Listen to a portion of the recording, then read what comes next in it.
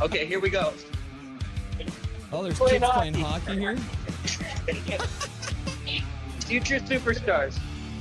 Beautiful. Going in the building. nosebleeds, boys. All right.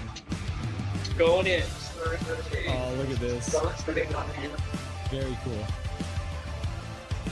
Awesome.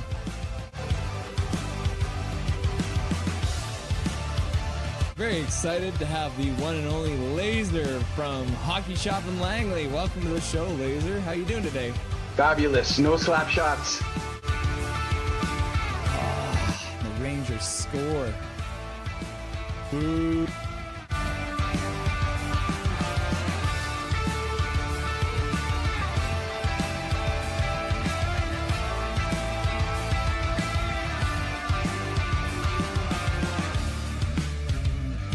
Can you hear me? Yeah? That's wild. Okay. This is craziness. I'm watching the game in the bar. This is the. I'll show you guys. I'm literally. We're in a bar here. We make it happen here. Nothing is perfect, you know? Here we are with the one and only Mr. Jake from Jake's Takes Hockey. Welcome to the show, sir. How you doing today? That's right. Thanks for having me. I appreciate it.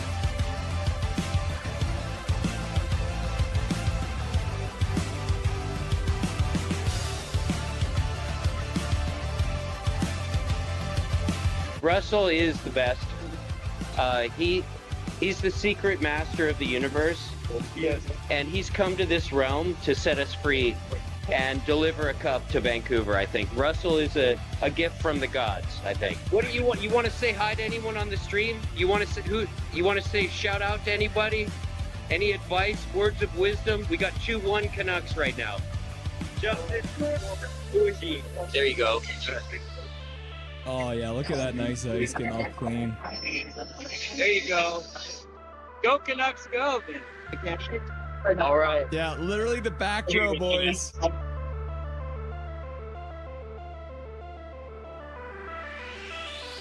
It's nice to have you.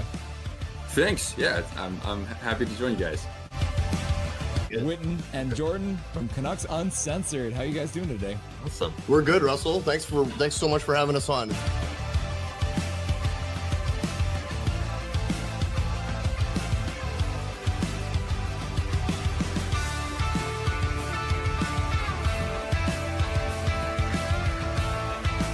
David wins it, goes forward and gets a shot, goes wide. Carr puts it behind the net. Got it!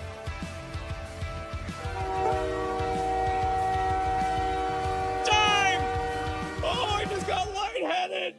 3-2, Canada wins. I scared the crap out of Dobby. Boys! Boys and girls! We did it! Canada wins! Binnington with some killer saves in overtime, and Connor McDavid, the man we were giving so much crap to through this whole game, wins the game! I'm so red in the face! Look at how red my face is! It's Canadian face!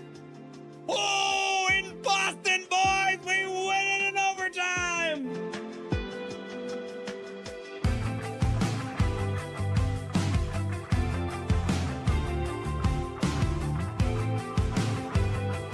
This is the man, the myth, the legend, the Blue Line Hockey. Welcome to the show, buddy. Thanks for having me. Pleasure to be here. How you doing today? Things are great. Thank you for the wonderful intro, and thank you for having me on. And truly a big fan of what you are doing on your channel as well. So keep it up, man. It's really, really good. We're in the second row, so we're doing all right. Live from Rogers Arena, Michael Saunders with that beautiful mustache on his face. There it is. Look at that. A live look in, Rogers Arena, Mike and Zach.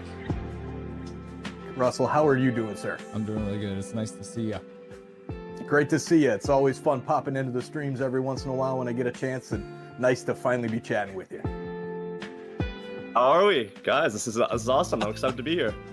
Everyone's been very excited to have you on. The word got out and people started getting very excited. So thank you very much for doing this and joining us today. I appreciate you having me.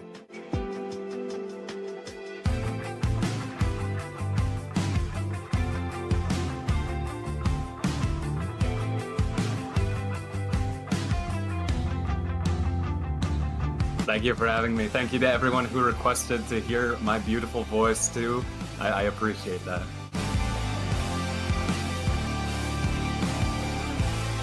How you doing tonight? Doing good.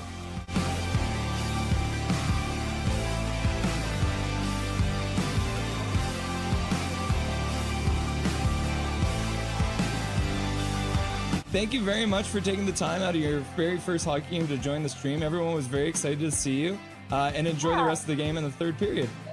Yeah, thank you so much. Bye-bye, guys.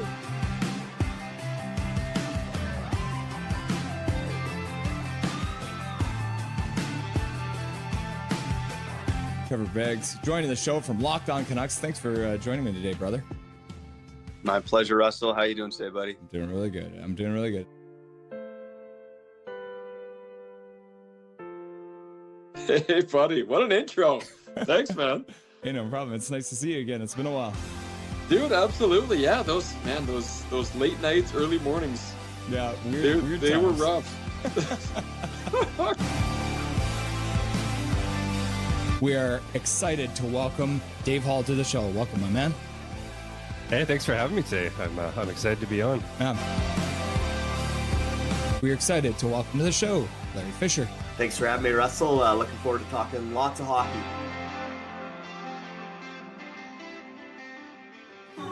Yeah, look at that. Look at this man. He's wearing his Canucks jersey at a Montreal game. You'll love to see it.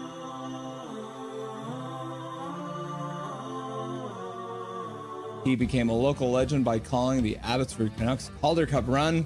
We were very happy to welcome Brandon Astle to the show. How's it going, brother? Russell, I'm doing well. Thanks a lot for having me on.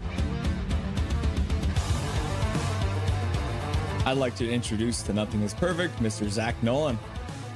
Thank you so much for having me. Ah, it's great to have you.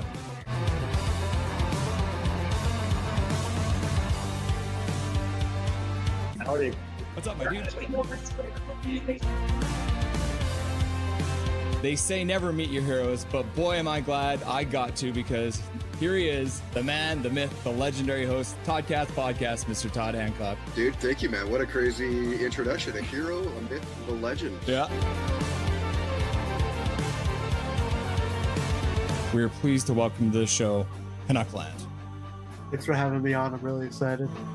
Passionate, realistic, honest. Rev Trev. Let's go. Let's get some passion going. There's some actual hockey playing.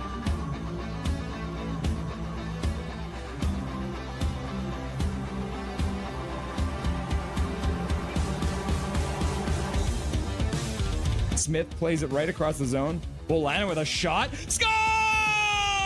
The Edmonton Canucks from the blue line! Shot through a crowd! And the Canucks have won it in overtime! Just like that, game one is over! And you don't have to wait much longer, because the Abbotsford Canucks have won game one with 14:09 left to go in the overtime period! Woo!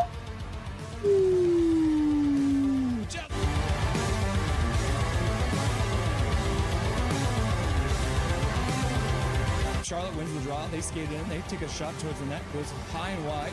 Comes around. In behind. Into the corner. And just like that, be resilient. Next man up. The Abbey Canucks, no doubt, never lost 2 games in a row in this Calder Cup Finals.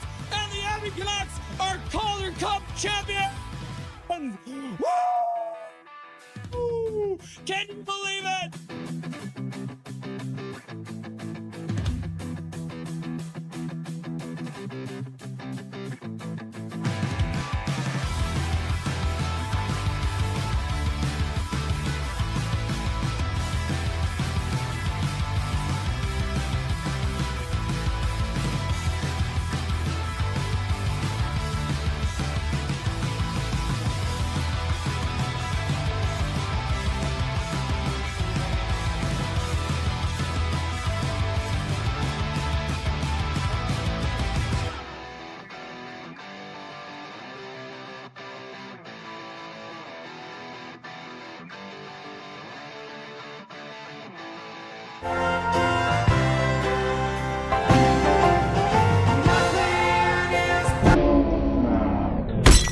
What's up, everyone? It's Russell Holiday. It's Nothing is Perfect. It's time for another Vancouver Canucks game night. It is the season's longest road trip, and we are in part 2 of that road trip. So this is the second game. There'll be 4 more after this. So it's a 6-game road trip. So hitting it in January is pretty odd for the Canucks because usually they will hit it before that. But here we are in the second game after losing, and we'll call it dramatic, even though it was probably less dramatic than the score shows. Losing 5-3 to the Buffalo Sabres to start, even though they scored 3 goals in the last, 10 minutes. Gave us some excitement, but, So, what are we going to do today? We've got some things to do. We got some people to talk to. We got some stuff to say. Should be fun. But how about before we get too far ahead of ourselves, we hop into the lineup for the day. So let's talk about it. There's me. I'm very confused. I don't know what's going on. I can't figure out what Adam Foote's doing with his lines. So here we are. I got to stop ranting about Adam Foote.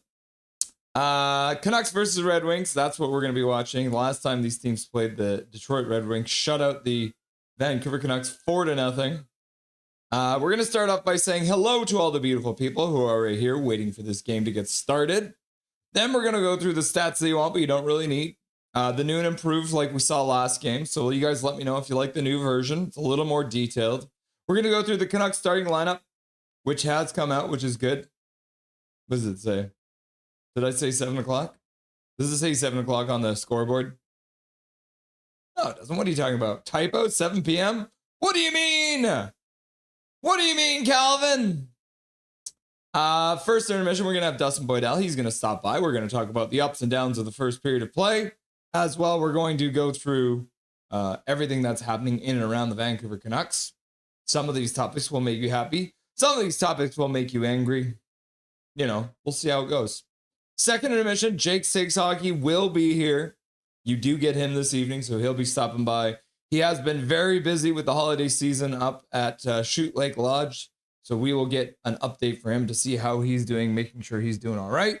And then Dustin Boydell will be back for the post-game show, the Rusty and Dusty post-game show. So it's going to be a lot of fun. We're going to break down everything that happens between the Canucks and the Red Wings. All right, back to the bar. Let's hop into chat.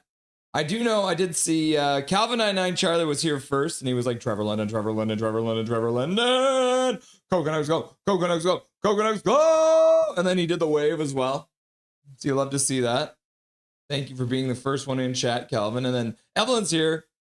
And, your emoji doesn't show up in that. That's weird. It says, I am so tired. Evelyn, you stayed up too late again, didn't you? Zach McNally's like, no. And then Isildur's like, what's up? And then Zach's like, to Evo, because he wants me to sip on my coffee.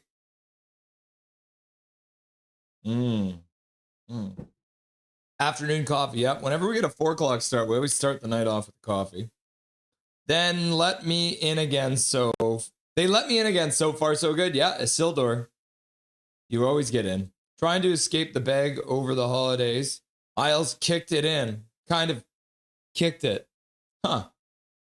Yeah, the Islanders. 9-0 against the old Devils. That was crazy, right? Lots of snow since then to see if any are seeding for spring now. Kind of normal for the Leafs. Checking out? I've got 10 minutes. And then I said, Emmanuel, please don't insult other chat members as well. Please don't promote other channels in chat. Thank you. Baiting or punking site? And then Calvin was wondering why I look so dark in the video. It's because I accidentally deleted the intro video. My computer is full, and so I accidentally deleted it. Whoopsies! So, yeah, it's going to be weird for a little bit. I'm going to try and fix it. But if not, it's just going to be weird for the rest of the season. That's how it goes here on Nothing is Perfect. It sucks when the Leafs stuck up the blowers. Yeah. Thanks, Russell. I tried warning Emmanuel about talking to Zach that way. Yep. He was getting out of control, so we gave him a little timeout. He can come back on pretty quick here, but he's probably already turned off the stream in anger. Yeah, you shouldn't just go in my stream and promote other streams. It's weird. And also, don't be mean to Zach. Zach's a nice guy. Leaves and snow don't mix there. Too late? Question mark. Yeah. Get to rake. Yeah. Can you rake snow? Is that a thing? It's been a long time since I lived in southern Alberta.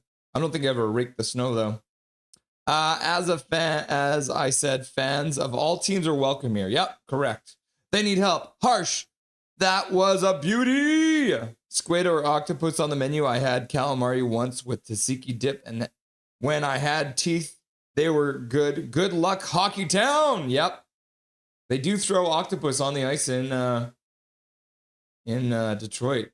It was something to do with I guess it used to be like 8 wins to win the Stanley Cup or something like that. So they used to throw an octopus on the ice because it has 8 legs for the 8 wins. No more boring games. I agree, Kayla. I'm so over all these boring games, eh? Hi, beautiful people. What's up, Swerve and Irvin? How's it going? Can you guys help my friend with his channel? It's called Nothing is Perfect. Yeah, there you go, Swerve. Now you got it. You're showing Emmanuel how it's done. Hi, Irvin. Exciting food. We get Jake. Yes, you do. Isildur's out here watching a tongue, eh? Just like, I am making ziti, says Tor. What's up, Tor? Thumbnail, Russ, it says 7 p.m. Laugh out loud. What?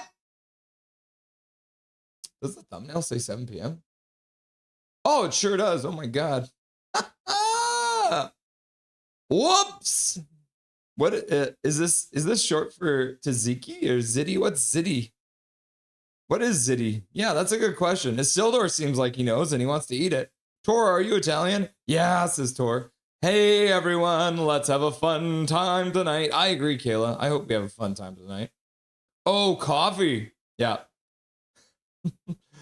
Big Trevor Linden, Big Trevor Linden, Big Trevor Linden, Big Trevor Linden, Big Trevor Linden, Big Trevor Linden, Big Trevor Linden, Big Trevor Linden, Big Trevor Linden. You want some coffee, Trevor? No, he's good. Trevor Linden doesn't need my coffee, I guess.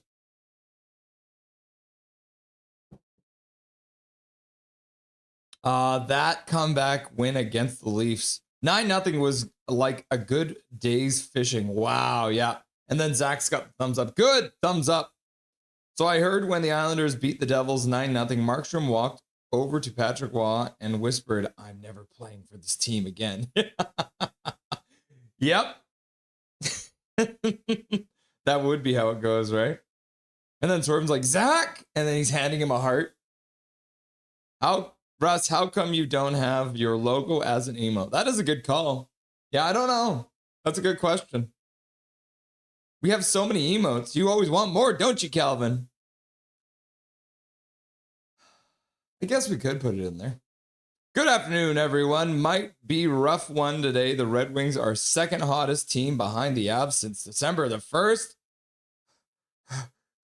Go Canucks, go. Go Canucks, go. Go Canucks, go. What's up, Dustin? Nice to see you, my dude. And Dustin. Hi, Dustin, says Fangirl. Paragraph of Pros waving at Fangirl. Isildur, a rake snow and ice mixed with leaves late for fall chore. Learned that once. Ah, interesting. Hi, Fangirl. James C. Kirk in the house. Oh, Kirk here. What's up, Kirk? How's it going? Live long and prosper. Hey, you Russ, you beauty. How's it going, brother? Nice to see you, Tor. Hi, Dusty. Question mark. Zitty. Sounds sexy. James, every time you say that last name, I want to make a joke, but it's too dark. Laugh out loud. You're trying to make a Charlie Kirk joke, aren't you? Howdy, the captain needs a gifted membership. Mine just beamed out. Oh no, you're gray again. Look at that. We got some gray people in chat. So remember, everyone, if you're here watching and you have not done it yet, make sure you turn on gifted memberships by doing the following. Click the join button. That'll bring you over to here to the membership. You click those 3 dots. That'll bring you down to gift membership settings. Click on that. It'll bring you up to allow gift memberships. And boom, one of these guys, maybe Hunter or Major or Dustin or Calvin, somebody, you never know, they might gift a membership. And if you haven't turned on your gifted memberships, you won't be able to get one. So make sure you turn on gifted memberships. Paragraph Pro. Hey, Swerve and Irvin, how's it going today? Ziti is a type of baked pasta. You had me at baked pasta. Baked pasta. Out here in Chilliwack, the snow line is so low. Tell Dustin. Hey, Dustin. Dustin. The snow line's low in Chilliwack, bro. Isildur. Who's the coach? I had Bare Naked Lady stuck in my head all day. Thanks a lot. Me too. And you know the funny part was is the stream got copyrighted because Dustin played the song so well that they thought it was literally the Bare Naked Ladies playing. So it was like, no, you can't use this music. It's owned by the Bare Naked Ladies. It was very funny. So Dustin's a triple threat. Tillo says hello. What's up, Tillo? How's it going? Nice to see you. Durr says Massively Major. How's it going, Massively Major? Paragraph Pro sure is James T. Kirk supposed to get lower in the next few days. Oh my goodness. Massively Major, too evil, too evil, too evil, too evil, too evil. Old apartment, call and answer.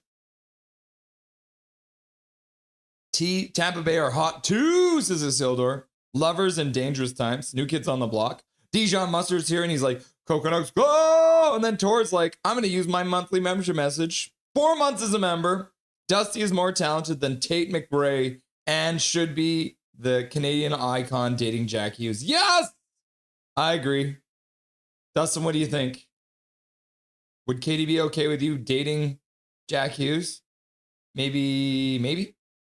Paragraph or Massively Major is saluting Paragraph Pro. Okay. We got to jump into the stats we want, but you don't really need. Here we go. Canucks playing on Thursday. They've done it 620 times. They're 261, 290, and 69. Nice. We don't want to lose in overtime tonight. We want to preserve that stat. At home, they're not bad, right? They're actually 30 games above 500 on Thursdays. 121, 91, and 30. On the road, though, they are 59 games below 500. They're 140, 199, and 39. They play more Thursdays on the road than they do at home, which seems unfair. I guess maybe Vancouver doesn't like Thursday night games. Either way, not a good stat. How about January the 8th? Let's look at that. 26 games played, 8, 13, and 5. At home, they're 3, 2, and 3, which means on the road, they're 6 games below 500. They're 5, 11, and 2. So another bad stat for the Canucks. Canucks versus Red Wings, they've played 185 times. The Canucks are 20 games below 500 when it comes to playing against the Red Wings. They're 3 games above 500 at home, which means they are very bad on the road when it comes to playing in Detroit. They've only won 28 times in 92 attempts, which is a little scary. So they're, what are they, like 24 games below 500 or something like that? 22, 23? Not great, though. Not great at all. In the last 10 games against the Red Wings, the Canucks have gone 3, 5, and 2. Scored 23 goals and allowed 33. These are all bad stats. This whole stat card is telling me the Canucks are about to lose. And then on top of it, I just put this in here too, because the Canucks and the Detroit Red Wings have played twice on January the 8th. The Canucks have never beaten the Detroit Red Wings on January the 8th. They are 0-1-1. This is only the third chance they have. So, third time's the charm? Third time's the charm! How about Canucks versus Red Wings on Thursday? Maybe this is better. It's not looking like it. 25 games played, 9, 13, and 3. They're 3-1-1 at home. Only playing 5. You see this? They love playing Thursday games in Detroit. The crazy thing, too, is if you look at it, the Red Wings have played 20 games against the Canucks in Detroit. They're 6-12, and 2. The Canucks are trying in their 21st game to make it 7-12, and 2. All right, let's have a look at the scoring leaders. So the Canucks' current scoring leaders against the Red Wings. EP40's got 5 goals in 12 games. He's also got 13 assists in 12 games, making it 18 points in 12 games. So EP40 is our best player against the Detroit Red Wings. If we're looking at Thursdays, Mason Raymond has 4 goals in 6 games. Henrik Sedin had 7 assists in 11 games. And Henrik Sedin has the overall point lead on Thursdays with 9 and 11. How about January the 8th? Anyone here that we recognize? No. Peter Nedved had 2 goals in 1 game on January the 8th. 7 players had 1 assist. And Doug Lidster has 2 points in 1 game. Look at that on January the 8th. All-time, Daniel Sedin leads the team with 21 goals in 55 games. Henrik Sedin had 39 assists in 56 games. And Daniel Sedin with the all-time lead just below a point per game at 51 points in 55 games. The current leader for the Detroit Red Wings against the Canucks is Dylan Larkin. He's got 7 goals in 18 games. Sider, who's a much younger guy, has 7 assists in 5 games. So he's getting an assist he's getting an assist every single time he plays the Canucks right now. And Dylan Larkin with the current lead, with 11 points in 18 games. Let's have a look here. Oh, Yzerman and Lidstrom have dominated these Canucks for a long time. Although Daniel Cleary does have the most goals for the Detroit Red Wings on Thursday against the Canucks with 6 and 9. Nice. And then Lidstrom has 7 assists in 12 games, making him the Thursday leader with 10 points in 12 games. Not really too much to report about the 8th, but Yzerman did have a 2-goal game against the Canucks on the 8th. And then 4 players have 2 points in 1 game. And then Yzerman just sweeps the all-time. He's got 37 goals, 50 assists in 70 games for 87 points, which is pretty wild if you ask me. Oh, they already got rid of these because the game's about to get started.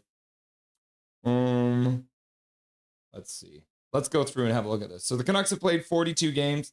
Detroit's played 44. The Canucks are 16, 21, and 5, 37 points. Detroit is 25, 15, and 4 for 54 points. There is a sizable gap between these two teams. We're looking at hardest shot. There it is, Moritz Seider. He's got the hardest shot between these two teams, 98.93 miles per hour. But the Canucks do have an average shot that is harder. So we give the edge slightly to the Canucks for having a slightly harder shot, 1 mile per hour more. When it comes to skating speed, the Canucks do have a bigger burst. Still Jake DeBrusk. And you can see they have more 22 plus mile per hour bursts, but they are getting beaten out in the other categories. So we're actually going to give the edge in skating speed to Detroit for that. When it comes to skating distance, Detroit in the last 10 games have skated substantially more in all categories. So apparently the Detroit Red Wings have been moving their feet better than the Canucks. When it comes to shots on goal, the Detroit Red Wings have played 2 more games, but they do have 120 more shots. So that is quite a few more shots, more high danger, more mid-range, more long range, but they have played 2 more games. So what about goals? Way more goals, look at that. But the Canucks have 69 high danger chances compared to only 67 for the Red Wings. So that means shooting percentage-wise, the Canucks shooting percentage is better in the high danger spots, but all the other categories, the Detroit Red Wings do take the edge for shooting percentage. And when it comes to zone time, the Canucks spend a little bit more time in the offensive zone, about the same amount of time in the neutral zone, and a little bit less time in the defensive zone, which we don't actually see that often, which is pretty crazy when you think about it. All right, let's get back to the bar. And then I'm going to quickly pull up the, let's see here.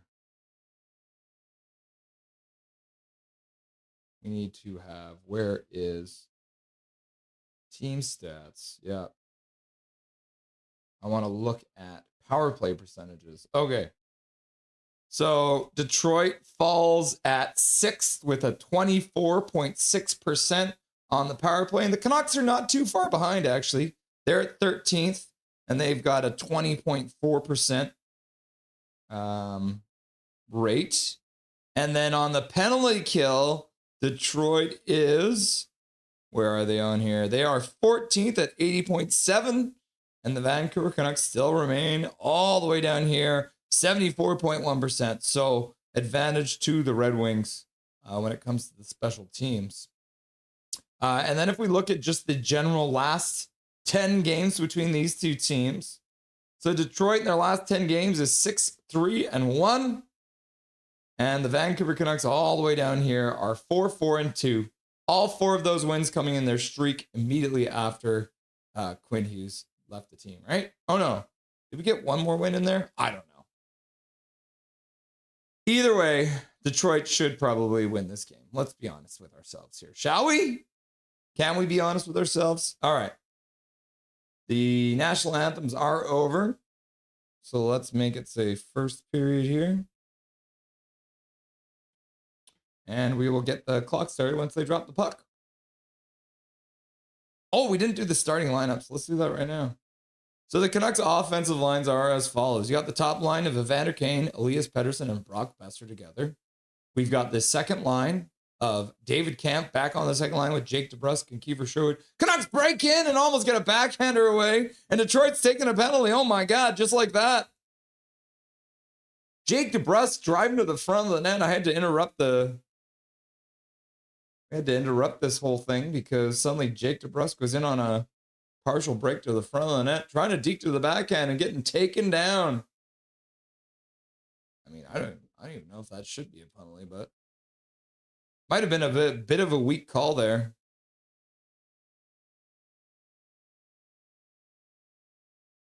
All right. Canucks starting early with a power play, winning the faceoff. Jake DeBrusk back to the blue line for Wielander, up for DeBrusk. DeBrusk down low for Pettersson. Pettersson spins in the corner, skates out front, puts it in front of the net, and Gibson shuts the door. Puck comes up the sideboards, back to Sherwood. He puts it over for Wielander. Wielander back for Sherwood, playing pass on the blue line. Sherwood fires it towards the front of the net. That one's blocked. Wielander knocks down the puck and tries to pass across for Sherwood, but the Detroit player ends up getting a stick on it. Now Sherwood brings it in over the line, deflects off a stick. He'll pick it up. Pettersson passes it down low. The Canucks put it right through the crease. Baster puts it back for Wielander. Wielander down for Petey. Petey skates through the faceoff circle, looks back up to the point, puts it over for Wielander, passes over in front. Sherwood spins and fires. That one gets blocked, and Detroit will clear the puck all the way down the ice. Let's finish it up with the line. So yes, EP40 Evander Kane, Brock Besser, David Camp is going to be centering the second line with Jake DeBrusk and Kiefer Sherwood. And then we're also going to have the third line of Max Sasson, Liam Ogren, and Linus Karlsson together. And then we're the fourth line coming in as Atu Ratu, Drew O'Connor, and Niels Big Hog Hoglander. Canucks have 40 seconds left to go on the power play. Pass through the slot. Hronek can't come up with it. Puck around the boards and all the way down the ice. 30 seconds left to go. The second power play unit is out on the ice now.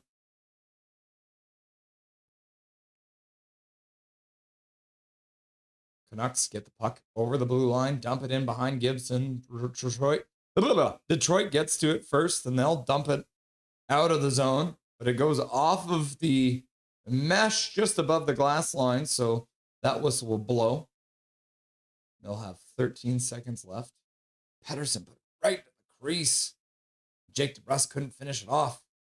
Got the first power play unit back out here for this last part. Oh, not quite. So they do have Wielander and Marcus Pettersson out. So they got two defensemen out.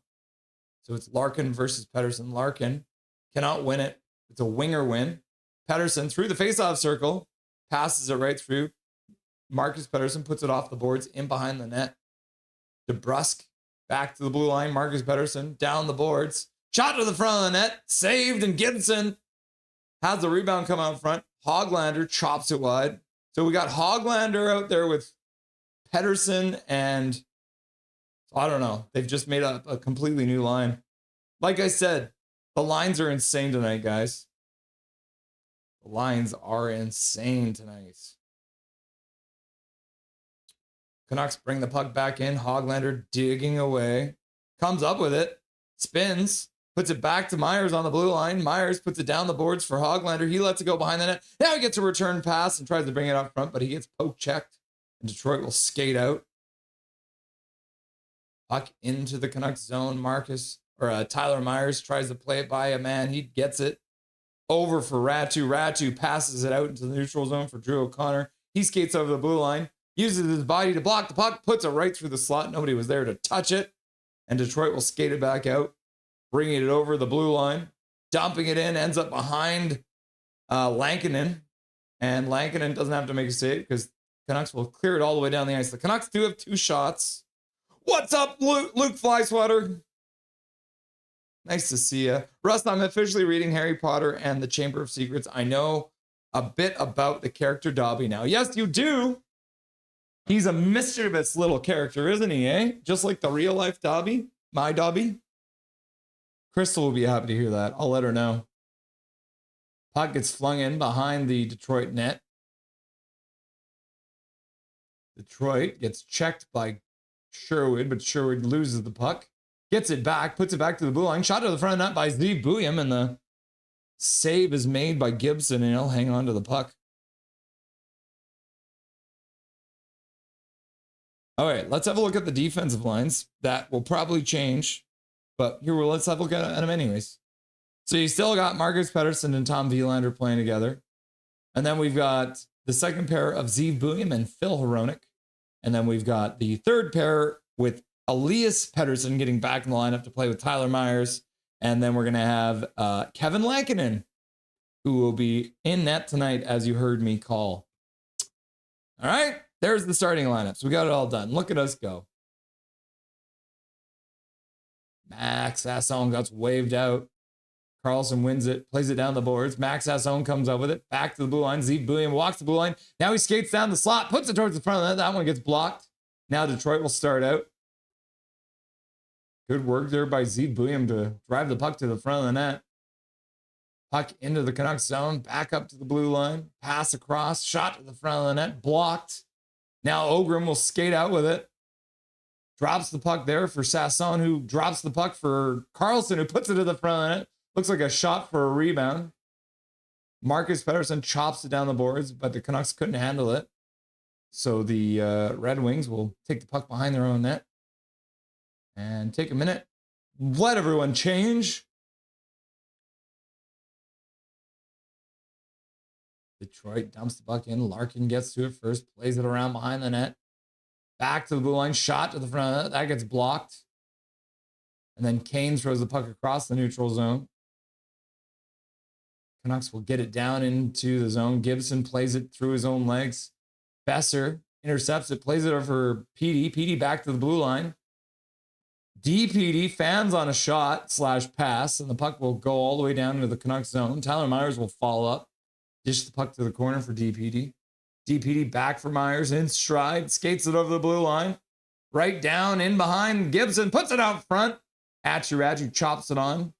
Saved by Gibson. Now Hoglander dishes the puck there for Drew O'Connor, puts it back to the point for Myers. Myers fakes it, puts it down low. Back to Myers. Myers tries to fire it towards the front of the net. Deflected. Now Hoglander comes up with it. He puts it over for Drew O'Connor. Drew O'Connor fires it towards Gibson. Gibson makes a save. Atchiradu picks up the rebound. Hoglander leaves the puck for Ratu. Ratu puts it over to the other side for Jake DeBrusk. He takes a shot. Gibson makes a save. The rebound ends up in the corner. Now Drew O'Connor picks it up. The Canucks are cycling so well right now. Oh my God. Phil Hronek onto the ice. I haven't seen him yet. He skates back to the blue line. Now he cuts down into the top of the faceoff circle. He drops the puck there for Hoglander. Hoglander drops the puck for Zeev Buium. Zeev Buium throws it towards the front of the net. And Gibson will make the save with 13:29 left to go in this first period of play. Paragraph pro, you betcha, Swervin. Vouche a do time tank. Time to tank? Is that what that says? Fan since Yzerman played, says Dijon Mustard. Tank, tank, tank, tank. One of my favorite players was the obvious, but a low-key player was Johan Franzen. Laugh out loud. Milosh is in the chat. Go Canucks, go! Says Milosh. Rip Glenn Hall, yep. Donnie Bluebone's in the chat. What's up, Donnie Bluebone? What's up, gang? Paragraph Pro, absolute dog in front of the net was Franzen. Yes. Yeah. Franzen and Holmstrom, and man, they had some great gritty players that have played for Detroit over the years.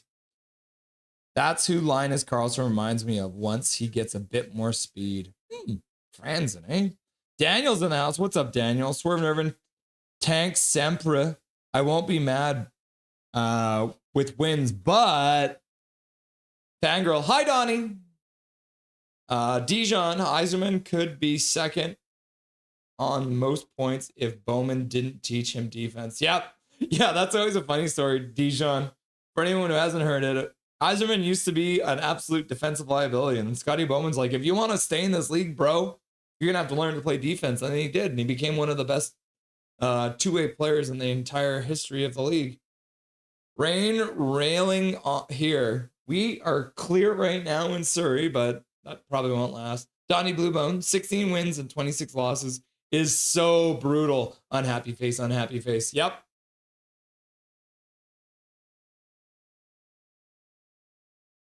Oh my God, Philip Hronek is on 32% of the Canucks goals. That's the third most by a defenseman in the league since December 14th. That's crazy. Johnny Bluebone. Fangirl's getting a wave. Puck is dropped. Canucks win the draw. Canucks play it down behind the Detroit net, but it gets away from them. Puck bounces into the middle of the slot. Linus Karlsson throws it down off the glass. Max Sasson picks it up. He loses the puck and falls. Now Detroit comes out. Ooh, bad pass in the neutral zone. They could have had a 3-on-2 there, but they screwed it up. Marcus Pettersson dishes the puck backwards. Vilander banks it up for Karlsson. Karlsson down the half boards. Near side, he falls. Can't keep the puck. Puck up the boards. Vilander pinches in, plays it down for Karlsson. He loses the puck again. And then Oberon keeps it in, but Detroit will intercept that pass and play pass in between their own faceoff dots while everyone changes. Anyone want snow? My tone has plenty. I can send it your way. Yes! Send me snow, fangirl. I take it all. Ooh, a shot to the front of the net. That one banks wide. Past Lankinen. Now Vancouver comes out. 3 of them over the blue line. Z Booyam fires it towards the net. That one gets blocked. And then a pass out to the neutral zone. That will deflect all the way down the ice. And that's going to be an icing call against the Detroit Red Wings because they want to bake a cake instead of play hockey. They're afraid of the Canucks. Cat trick Payne. Camp hat trick tonight. Carly, girly girl, testing to make sure it's working tonight. Yeah, go, go, go, go, go, go, go, go. Fangirls, I wouldn't mind some snow, but I bet you have lots to be sharing. Yeah. All right, let's do a poll question too, eh?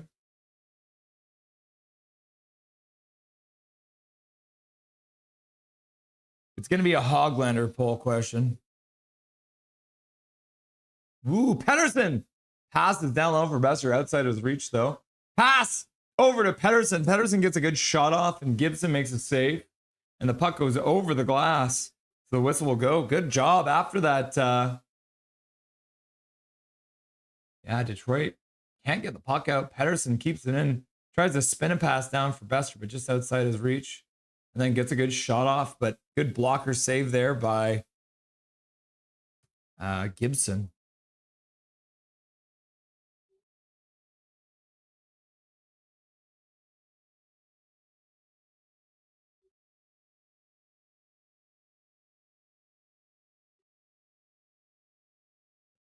All right, play back underway. Detroit does get the puck outside the blue line, but oh, DP. Oh my God, DP.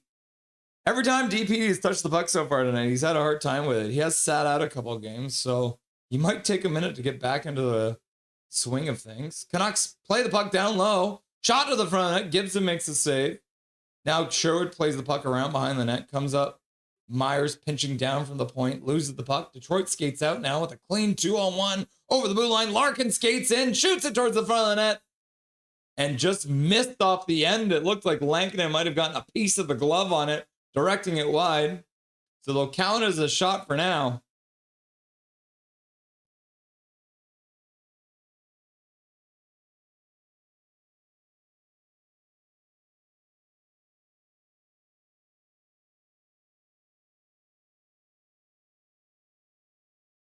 There we go. There's your first poll question. Can Hoglander get his first point of the season tonight?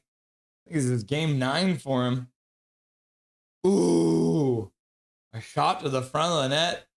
Look, Marcus Pettersson got a stick on it to keep it out of the net and deflecting it out of play. Yeah, so as you guys can see, tonight is game 10 for Niels Big Hog Hoglander, and he does not have a single point so far. Oh, whoopsies. What's up, Gerald? How's it going, my dude? Welcome to the stream. Dijon, it's Kane versus Kane tonight. Yep. How many times will we see Evander Kane and Patrick Kane come together? Braden Coots. Hi, guys. What's up, Pink? How's it going? Nice to see you. Nice passing, Kane. I think that might be sarcastic, right? Braden Coots. Yo, how you doing after the trade? Edmondson keeps the puck in. Back to the blue line. Down the boards. Now down into the corner, near side. Shot to the front of the net. Blocked. Canucks will clear it. Ends up going back to the blue line. Detroit keeps it in there. Marcus Pettersson can't get to the puck behind the net. Detroit will pick it up, play it back to the blue line. Shot wide of the net, ends up bouncing off the end boards, comes up, ends up behind the net again. Pettersson with a nice pass over for Besser. Besser passes over for Kane. Kane loses the puck. And the Detroit Red Wings will play deep in their own zone. Kane throws a hit behind the net. Can't come up with the puck, though. Kane, it's time for you to change. Let's see if he does it. He does, slowly. And then the puck gets dumped in. Lankinen comes out of his net. He'll play it up the boards. Goes off the dasher. Good bounce there for the Canucks. Now they come out. Two of them. Speed. Fired to the front of the net. Oh, my God. The Detroit Red Wings almost put it in their own damn net.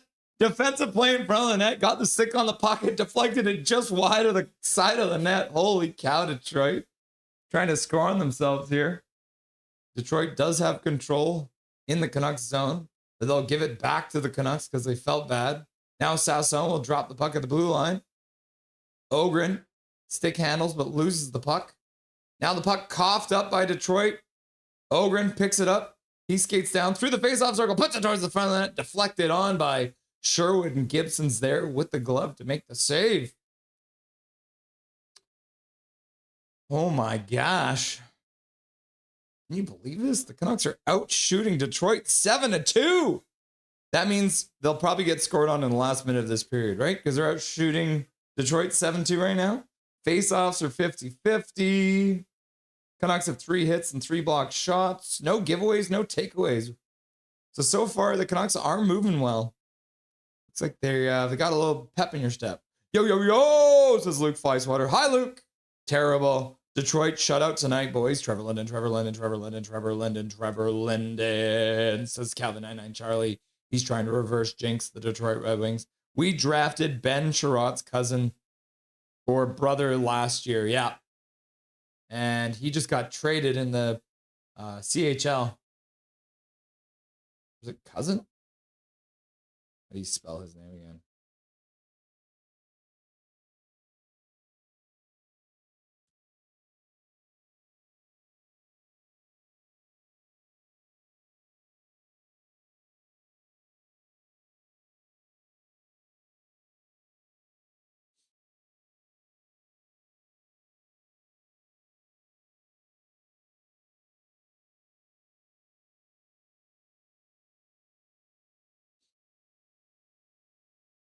Gabriel Sherratt. Is he related to...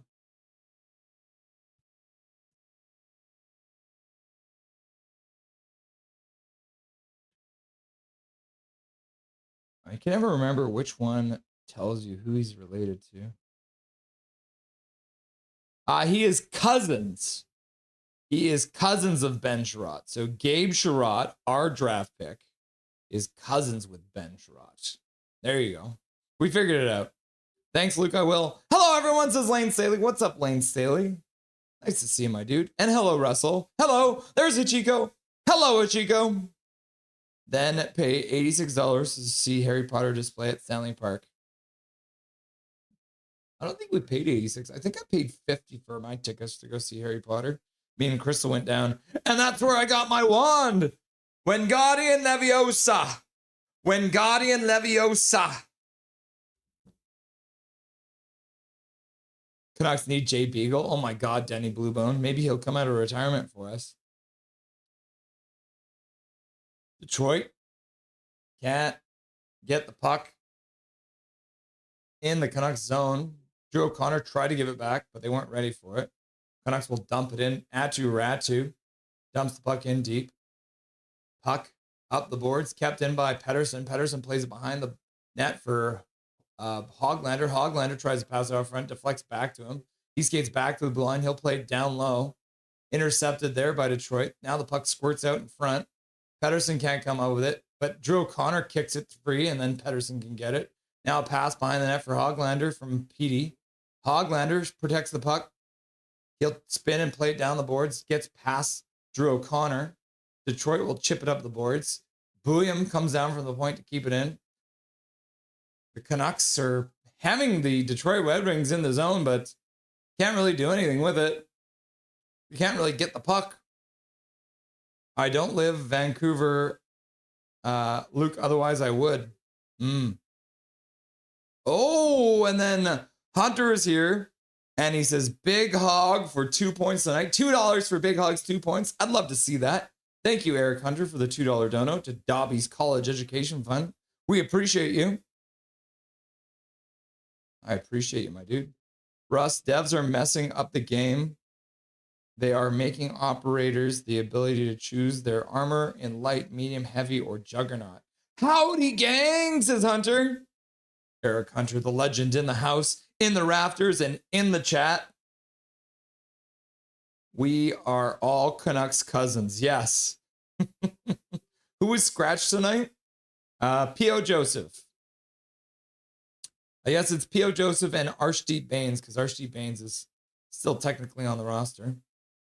Puck all the way down the ice into the Detroit zone. Sider gets hit behind the net. He almost puts the puck in front for the Canucks, but Detroit will now fire it all the way down into the Canucks zone for an icing call. Learn the rules! Again, they're trying to bake cakes out here. Trying to celebrate already.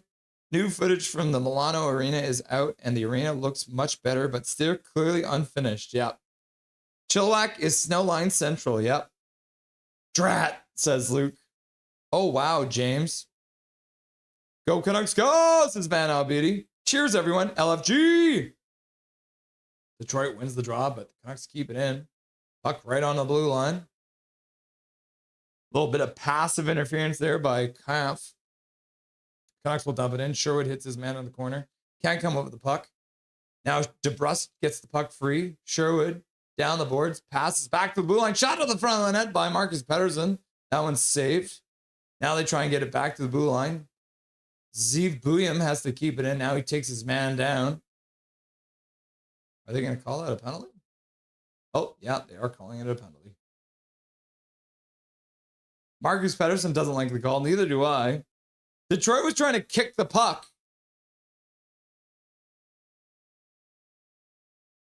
Oh, wow. Dylan Larkin going down like a sack of hammers again.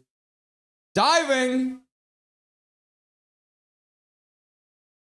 Oh, I just missed it. Minnesota Wild. Someone named Minnesota Wild in the chat?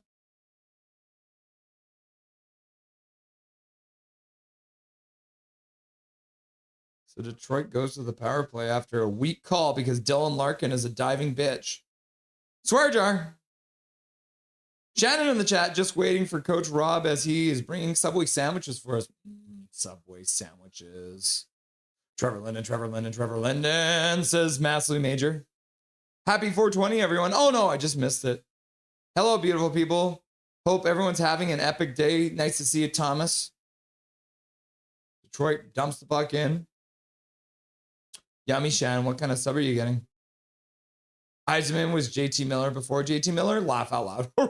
Was JT Miller ever good defensively? Laugh out loud. Hootie! What's up, Milosh? Already lit, says Thomas. Drew O'Connor. Short-handed. Shoots it towards Gibson. Gets the rebound. Had to glove it down. But Gibson made the save. Had no idea where the rebound was. I don't know, as Coach Rob Willie is at Subway now as he stops on his way home from his place. On his way down from his place. Oh, I see, Shannon. And Zach's like, Crystal! 1 minute left to go on the power play for Detroit. DeBrincat into the corner. Back into the top of the faceoff circle. Lankinen makes a save. Rebound comes out front. The Canucks block it. Now a shot to the front. Lankinen makes a save. Through a crowd of people. You'll have to see it. We can just buy Hogs points. Here's 2 more. Thank you very much, Donnie Bluebone. Another $2 donation to the Big Hog Hoglander point page. Doing everything we can here to get Big Hog some points. So thank you very much, Donnie Bluebone, for donating. Patrick Kane makes a pass at the blue line. That one gets deflected out. 20 seconds left on the power play now. I appreciate you, Donnie Bluebone. You're an absolute gem for donating. Canucks intercept that pass and send it all the way down the ice.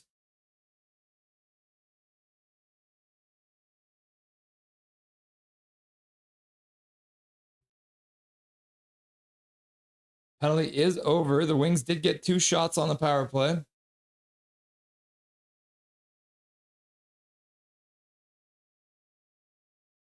Hi, says Coach Rubbly. At Shannon's with cold cut combos.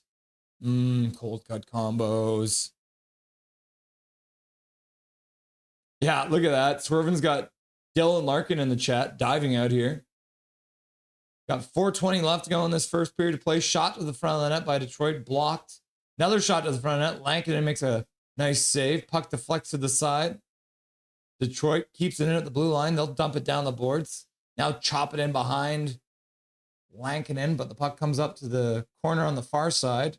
Now they'll dump it to the near side corner and then back to the far side corner. Detroit just going back and forth behind Lankinen. Somebody needs to tell them they're trying to put the puck in the net, not behind the net. Ogren chops the puck free and Drew O'Connor will flip it high out to the neutral zone. Ratu follows his man all the way down into the Detroit zone. They'll ring it around the boards. Canucks step onto it. Myers fires it towards the front of that. Goes off of his shin pad and wide. Detroit brings it out, gives it back to Myers. Myers passes in the neutral zone, knocked down by Linus Karlsson. He waits, finds the trailer, shot to the front of the net. Gibson makes a save. Then he takes a chop at the man going to the front of the net. Gibson not happy about whatever just occurred in front of him. And then Kane spins and brings the puck in offside. That's Patrick Kane, not Evander Kane. Donnie Blue Bone with the toonie in chat. We got the real Eric Hunter also with a toonie in chat.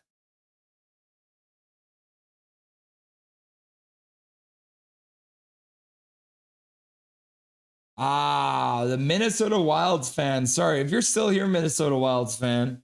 I saw your message right before it went away. So welcome to the stream, Minnesota Wilds fan, M6R. Love to see it. He is, but everyone is complaining about him. Tank, tank, tank, tank. And everyone's like, huh? Sparkin' Larkin. And then Zach's like,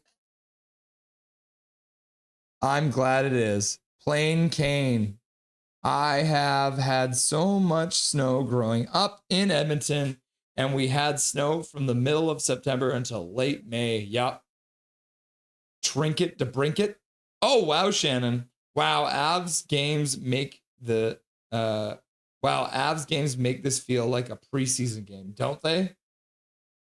I have been happier as of lately. His play, EP40, is stepping up. I think he's worried about Rossi taking his first line center. It's possible. So do not send snow to Victoria as I cannot get to work. Yeah. Roger, Shannon. No snow to Victoria. Seems like Vam's Reamsdyke. Flamin' Raymond. Is it me or has DeBrus been invisible tonight? I had one good chance at like the very beginning, but other than that, not so much. Will do, Shannon. I won't. DeBrusque has been invisible since December. He is very vibe heavy player. Yep. Baines says Tillo. Yeah, Lankinen with a couple scrambly saves there on the power play, keeping it a scoreless draw. Man, I can't watch Celebrini highlights anymore. Kid's too good, says Dijon. Maybe try and send Coach Rob snow, as he is sad that we do not get snow. I told Coach Rob to just go and live where you are in the snow months. Yeah, could do. What type of wand is that? Looks like Dumbledore's wand from the last one. This is Voldemort's wand. I have stolen Voldemort's wand. Nothing can go wrong, right? Wingardium Leviosa. Ooh, a shot to the front of the net. Lankinen makes a save. Puck ends up on the boards. Van Riemsdyk plays it out front, deflected away from him. Karlsson moves the puck in. Sherratt gives it up to the Canucks. Vilander takes the puck. He'll dump it in behind. Karlsson takes the puck away from two different Detroit players. Back to the blue line. Shot to the front of the net. Gibson makes a glove save, and he'll hang on. Because Gibson likes to hang on to the puck, I guess, with his glove. Nice woody tip. Leviosa, not Leviosa, says Dijon Mustard. Okay, Hermione. could you just point that wand and say, Abracadabra? Abracadabra. Dijon, I got Chloe to say that. Laugh out loud. It's Geo, not Chloe. Calvin, it's Geo. Geo. Shot to the front of that. Lankinen makes a save. Rebound cleared up to the blue line. Kept in by Detroit. Now Larkin skates down the slot. Puts the shot to the front of that. Lankinen makes a save. Rebound comes out and he makes another save with 2:13 left to go. What?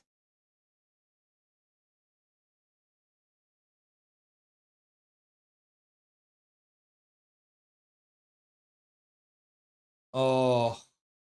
William. High sticking a player on Detroit? Looks like a weak call to me. I agree with you, Carly.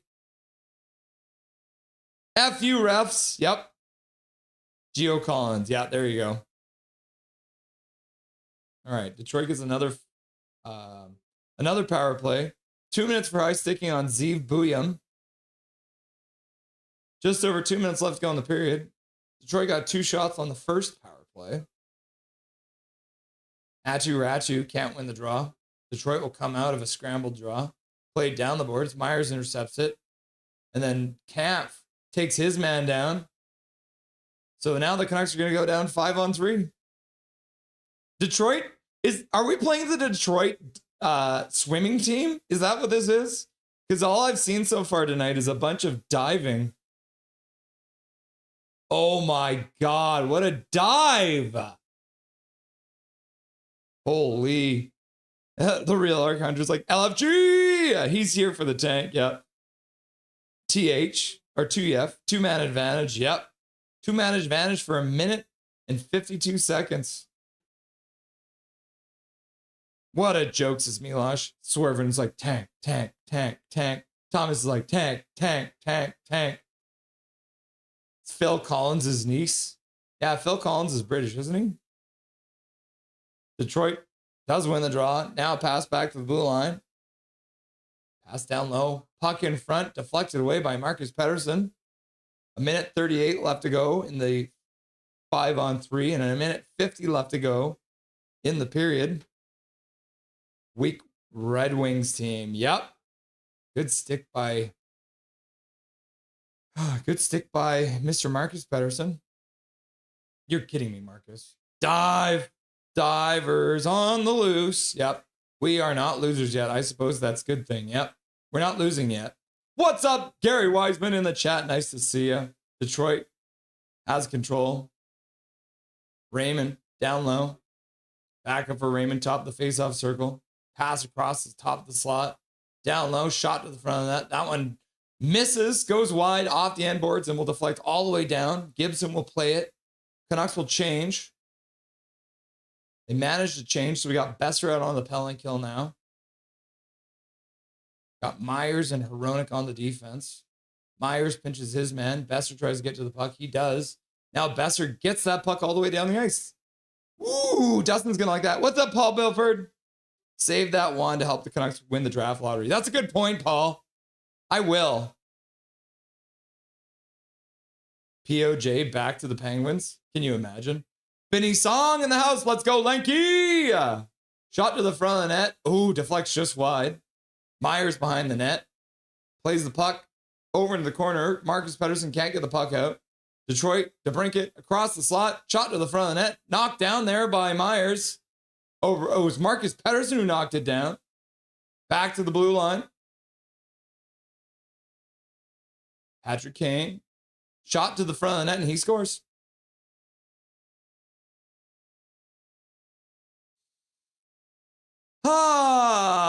Mohammed says, let's go Canucks. Thank you for the $2 dono. I appreciate you, Mohammed, for the $2 dono into Dobby's College Education Fund. Blue, green, white. Blue, green, white.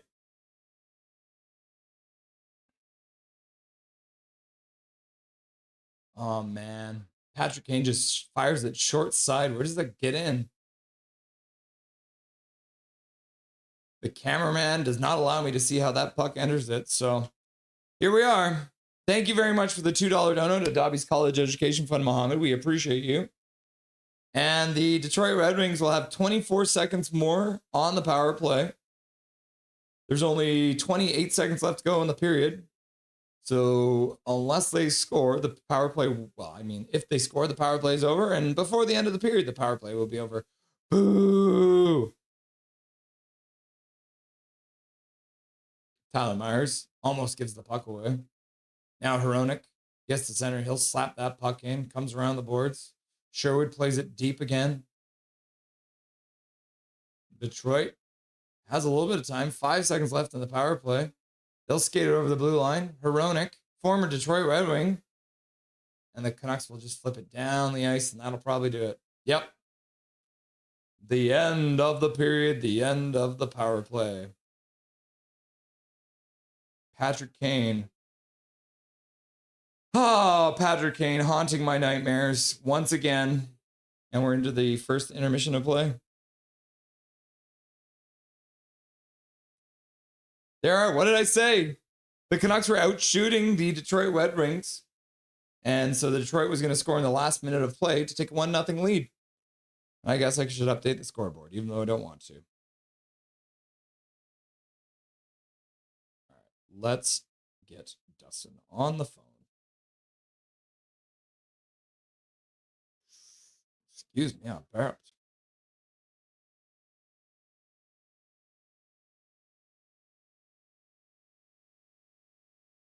Everything looks good. All right. Oh wow, it works good. There we go. It's time for the Silver Fox, and his name is Dusty, and here he is. That's all you get. Oh. What's up, you my caught dude? me dancing. Yeah, I almost caught you. We just got the very last little movement there. Oh, there you go. As predicted, the Canucks came out flying, and thus I predicted they would be down 1-0 at the end of that period. So we'll give an up to the start and a down to the finish, like we do quite often with the Canucks. Well, you know, you can't put yourself in a position for penalties to be called, but the only one that was a penalty was the high stick, and even that was a sell job.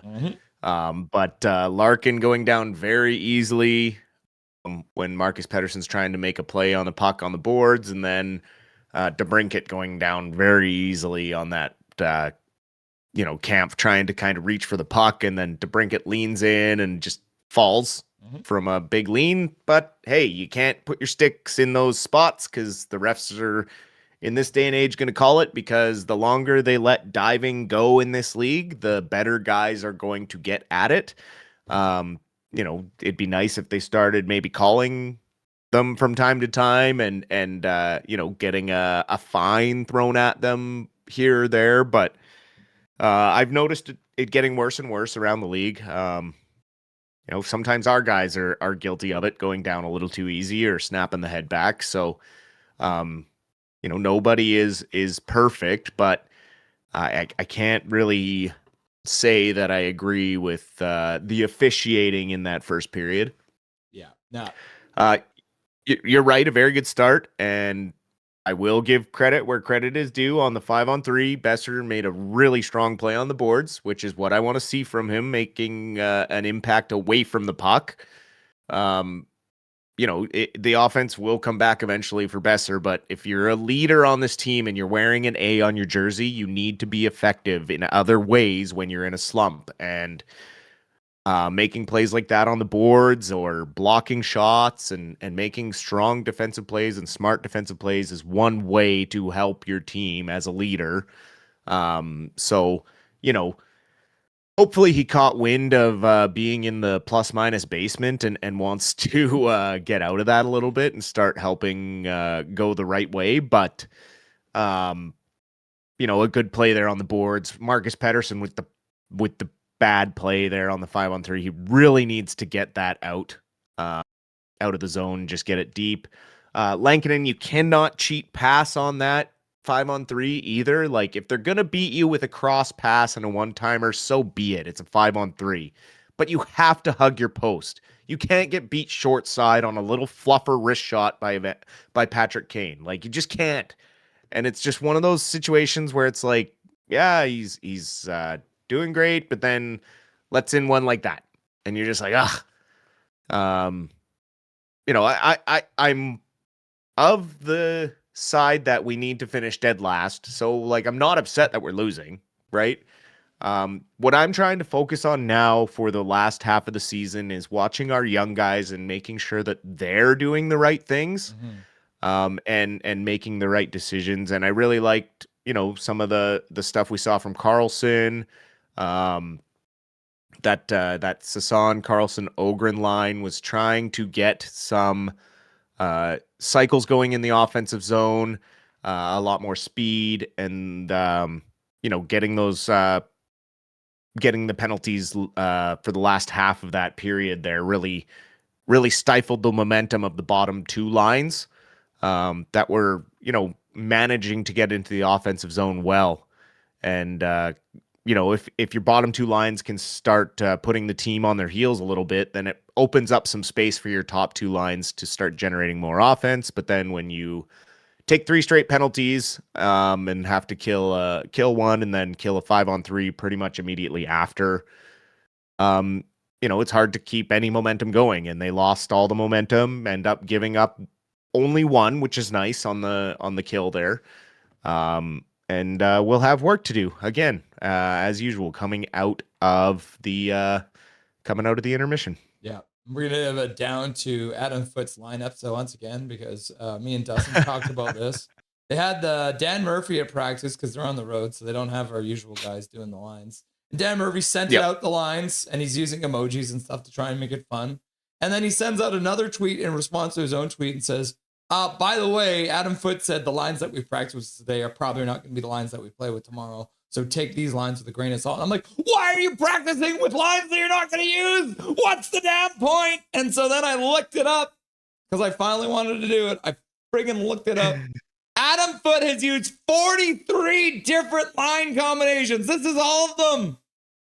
This website, hockeystats.com, the minimum number of minutes that they have it set up by default is 100 minutes played. Let me just click on this. Total minutes played by any line by the Canucks. 98 minutes is the most. That is the most. And guess which line it was? Linus Karlsson, RST Baines, and Max Sasson. Not even a line that he put together. That's a line that Manny Malhotra put together. So big fat down to Adam Foote and his terrible deployment. So he can, our tank commander can rot in hell. Absolutely. After the season's over and we pick at least 3rd overall.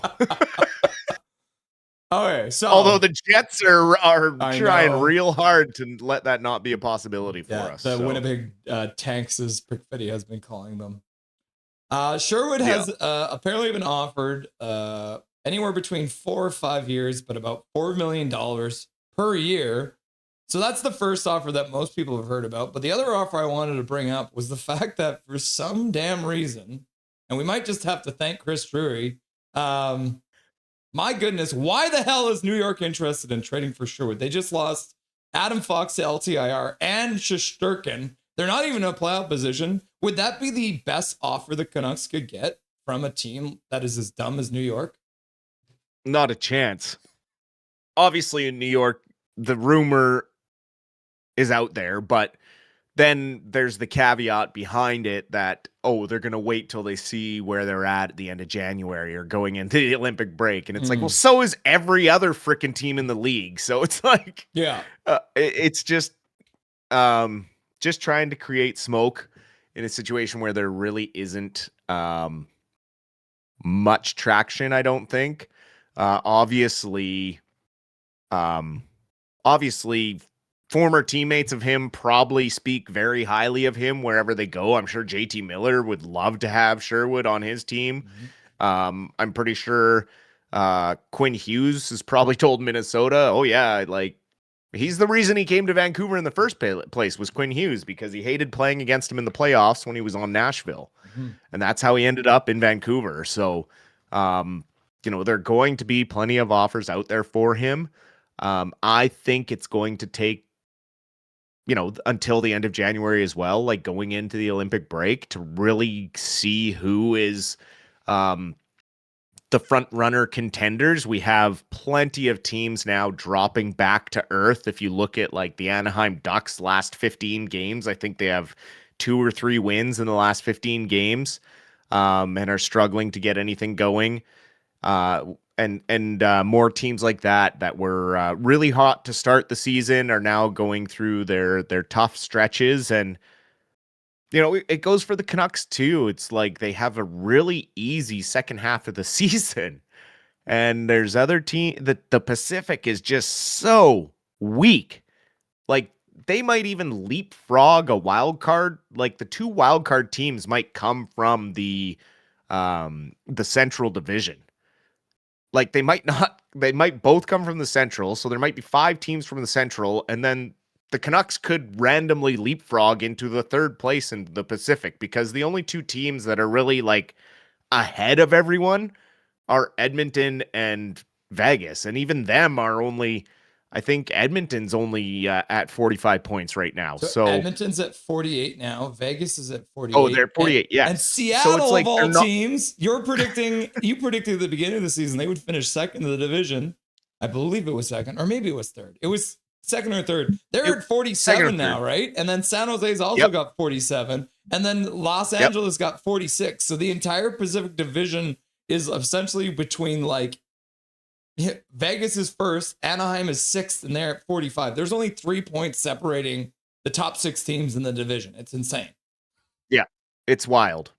It's absolutely crazy. Like that's why it's so hard to find a trade partner right now. Yeah. Like they're taking calls for sure, because I mean that's what you do with these free agents. But like when I said don't hold your breath waiting for a trade to happen, you might have to wait until the end of January, which is when Rutherford and Alvin kind of like to make a big trade, a couple weeks before the Olympic trade freeze, or even well before the trade deadline as well, coming out of the Olympic freeze. So we'll see what happens. Some expected news, but we'll talk about it anyways. Hronek has officially been named to the Czechia Olympic team. David Camp has also been named to that team.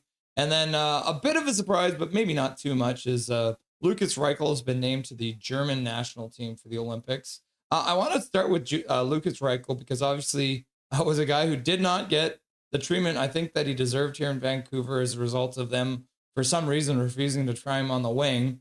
Do you think this is the kind of tournament that Lucas Reichel could go play in and get some confidence in his game to make him maybe be more of a threat when he comes back?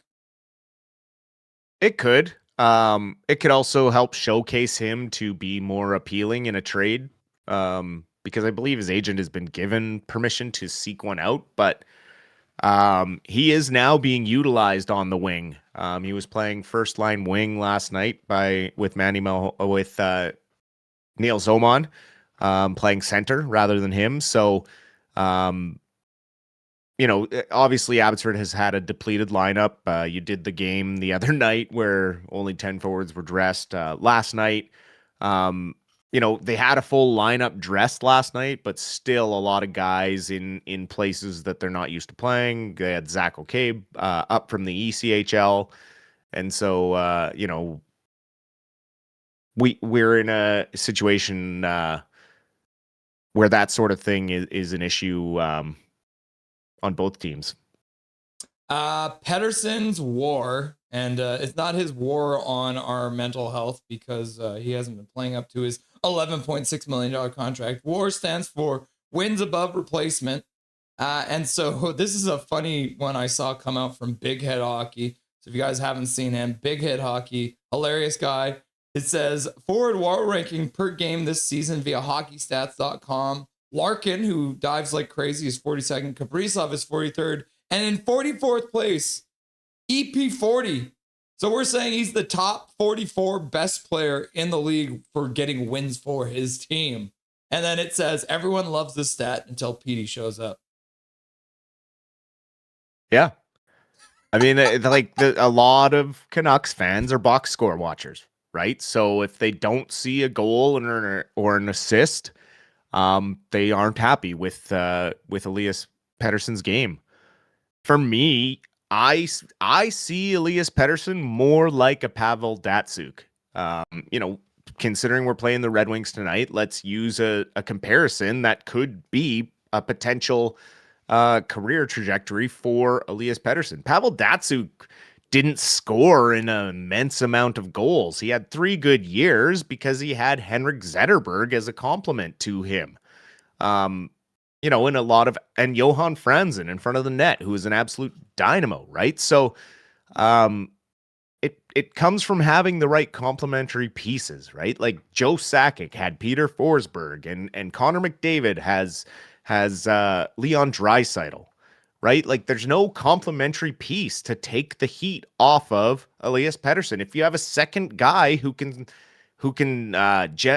push the second line to be a scoring line and generate dangerous chances and take more of the top pairing time or have to take more attention from other defensemen, it opens up more scoring for the top line. It's called the 1-2 punch, right? And it's something that they lack.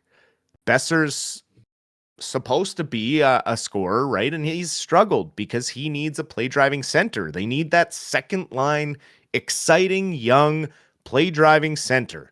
And they're really hard to find through trade because most teams develop them in-house. And by the time they're that valuable, the last thing they want to do is send them away. So, I have high hopes for guys like Braden Coots and my little diamond in the rough dark horse and Riley Patterson, who's was named Player of the Month for the OHL in December. He's top 5 OHL scoring. I think he scored another goal last night. Just really, really pushing hard to show that he belongs in the conversation with that play driving, offensive minded center that the Canucks fans so desperately want to, not necessarily get Pettersson back to that 110 point player, but 95 points, 90 points. Quick drive. I think people would be pretty happy considering the defensive side of the game that he brings. But this 45 point stuff is just, it's tough. But when you talk about the war, like there's 6 components for people who don't understand what the war rating is, how it's figured out. There's 6 major pillars of it, and it's the even strength offense, even strength defense, power play offense, penalty kill defense, penalties drawn versus taken, and your isolated shooting percentage. So you take all 6 of those areas of Petey's game, and he becomes one of the top 50 players or most valuable players in this league.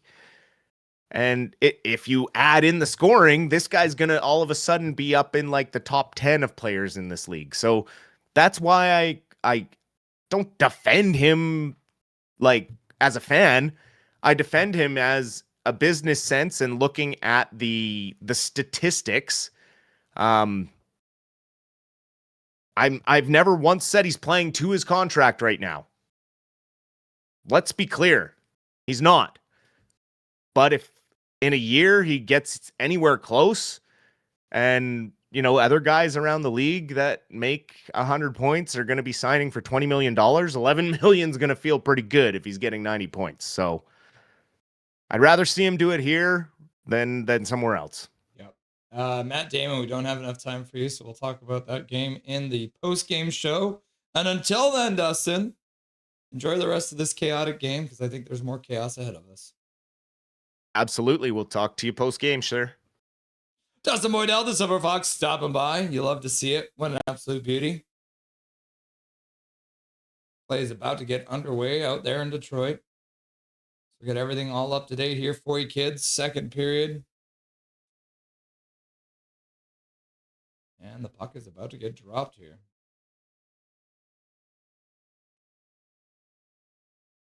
Puck is dropped. Scramble, draw. Detroit with a winger win stepping through. They'll dump it deep into the Canucks zone. Camp comes out with it. He'll play it to the side.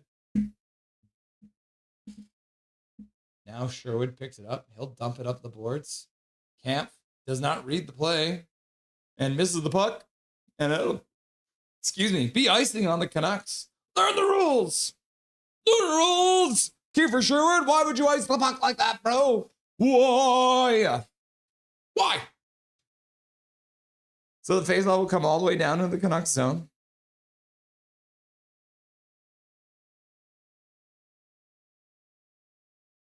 Camp will take the faceoff. He loses it. But the Canucks will chop it off the boards. Kept in at the blue line somehow by Detroit. They'll play the puck into the middle. Marcus Pettersson intercepts it. Plays it over for Tyler Myers. And the Canucks will skate it through center. Camp gets to the blue line. Dumps it in deep.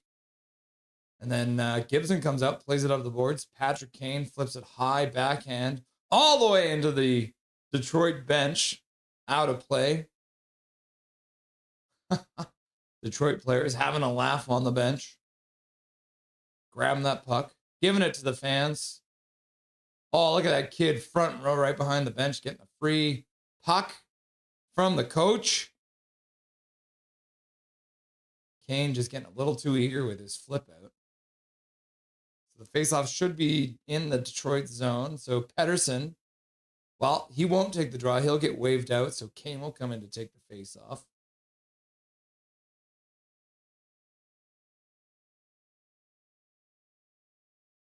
Kane tries to step through to win it. Can't. Petey tries to get a winger win. He gets it free for Kane. Kane on the boards, plays it behind the net. Picked up there by Besser. Besser gets hit off the puck. Kane steps on the puck. Puck squirts free for Pettersson, and Pettersson takes a shot, and that one goes off. It looks like maybe the shaft of the stick of Gibson and over the glass. Puck just squirts free. Oh, yeah. Look at that. Shaft of the stick. Pettersson with a shot, but Gibson with a save. 19:01 left to go in the second period of play. Rutherford's needs to fleece some teams for their first pick. Yes! Jive, turkey. Oh, Pettersson's getting waved out of the draw once again. These linesmen are stingy, I guess, today. Now Pettersson with the winger win. Canucks keeping it at the blue line. Zeev Buium tries to knock it down. Knocked out of the air by Detroit. Hronek plays it off the boards out to the neutral zone. Kane plays it over to a Detroit stick. And Detroit will come up with it in their own zone. Starting out past the neutral zone. They'll dump it in deep. High. And then Pettersson will pick it up. Stick handles. Past two guys. Passes up to Kane. Kane gets poke checked. And Zeev Buium will follow up, firing it in. Gibson stops it behind his net. Passes to the side, to the far side corner. And the Detroit Red Wings will clear it all the way down the ice. The Red Wings. The Canucks will ice the puck. Oh, no, it tipped off something, so they're going to say no icing. Ogren comes up with it, plays it up front for Sasson. Sasson back to the blue line, shot to the front, deflected off a body in front. Sasson keeps it at the blue line for now, plays to the middle. No one was there to get it, though, unfortunately. Carlson harasses his man behind the net, pass up to the blue line. Squirts just out. Detroit can't get the puck. Canucks defense picks it up. Marcus Pettersson gets to center. He'll fire that puck in. Skating in on it. Hoglander gets to it first. Avoids one check. Passes over for Ogren. Ogren fires it towards the front of the net. That goes off of a stick and high. Off the glass. Drops down. Hoglander comes up with it. Tries to play it to the middle. Skates out of the corner with it. Hoglander stick handling. Backhands it. Down, loses it, does a nice move to get by the man, pass in the middle, Drew O'Connor with a shot to the front of the net, and that one deflects over the glass and out of play. Drew O'Connor, the receiver of a nice pass from good hard-working shift from Niels Big Hog Hoglander. You love to see it. Dallas or Colorado will pick up Sherwood. Ha ha ha ha. Holy crap, looked like a crew on board the International Space Station has returned early because of a medical situation to one of the crew members. Hopefully, they get fully treated quickly after. That's crazy. The Sharks aren't weak, says Hichiko. Canucks win the draw. DPD puts the puck down behind the Detroit bench, or behind the Detroit net. Atu can't keep the puck, and the Detroit Red Wings will skate it out. Patrick Kane stops up, passes back, skating in, shot side, right off of Lankinen's head, I think. And then the puck goes out of play. 16:58 left to go. Lots of whistles to start this game. Kane stopping up on Myers. And then DeBrincat with a shot. And that one goes off of Lankinen's face and gets knocked down. All right, face off to Lankinen's left. Still counts HSM. It's not Wild, Dustin. The Wild are in Central, yeah. Fair enough, KJ. Down one. It is okay then. And then Isildur starts drinking again. DPD dishes the puck for Marcus Pettersson. He'll put it up the boards. Detroit tries to keep it in, can't. Sherwood tries to get the puck. He can't. Detroit dumps it in, takes a weird bounce off the boards. Lankinen will cue it up for DPD. Detroit changes. DPD pass over for DeBrusk. DeBrusk dishes there for Sherwood. Sherwood stops up, fires it towards the front of the net. High, though. It's like head height. Then DeBrusk can't get the puck behind the net. Sherwood throws another hit. William pinches down, keeps the puck in. Sherwood misses the puck. Puck now behind the Detroit net. Detroit will play it up the boards. Kept in by Buiam. Buiam plays it into the corner for Sherwood. Sherwood tries to throw it up front. Deflects behind the net. And then Pettersson will pick up the puck. He skates all the way back to his own end. See Buiam dishes for Hronek. Hronek looks up the ice, passes over into the middle. Besser tries to make a pass, but that one gets deflected. Now he skates in on the forecheck. Gibson plays it to the corner. And the Detroit Red Wings player fired at his own guy in the corner. Now a good pass there from Kane. Gets it over for Petey. Petey down for back for Kane. Kane throws it right through the top of the crease. Pettersson picks it up on the outside. Good stick handling. Leaves it for Kane. Kane picks it up. Passes it in front for Besser. Besser tries to get a shot off. That one gets blocked. And Detroit will skate out. Three of them into the middle. They put it, but deflected away by Besser. Good back check by Besser. Now Pettersson will skate out over the blue line. Cuts to the middle. Looks to the front of the net. Fires it. That one goes off of a stick and wide. Comes back up for Vilander, who puts it back over for Petey. Petey fans on a shot. Now Detroit will move out. Lucas Raymond over the blue line. Stick handles. Loses the puck. Carlson can't get it. Detroit picks it up. Plays it into the slot. Shot to the front of the net. And Detroit scores. Oh, Detroit scores a goal on the Canucks with 14:51 left to go in the second period. Paul Belford softening the rules to let Tim Hortons bring in workers was either corrupt or stupid. Both. Got a 10 and a 20 pick right now. Them surfboard munchers.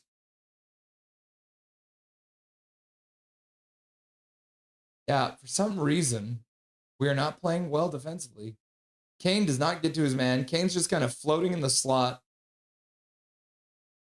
And then Detroit just skates in, gets the puck in the slot, and Sandin Pellikka, who the Detroit Red Wings selected with the pick we gave them for Hronek, has scored on us, just so everyone knows. From Van Riemsdyk and Comfer. Down 2-0 now, the Canucks are.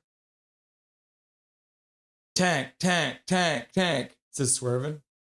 Tank, tank, tank, tank. Oh, delayed penalty on Detroit. Canucks get thrown a bone as Detroit has taken a penalty. Number 22 going to the box for the Detroit Red Wings, Mr. Appleton. Hooking DP going to the front of the net.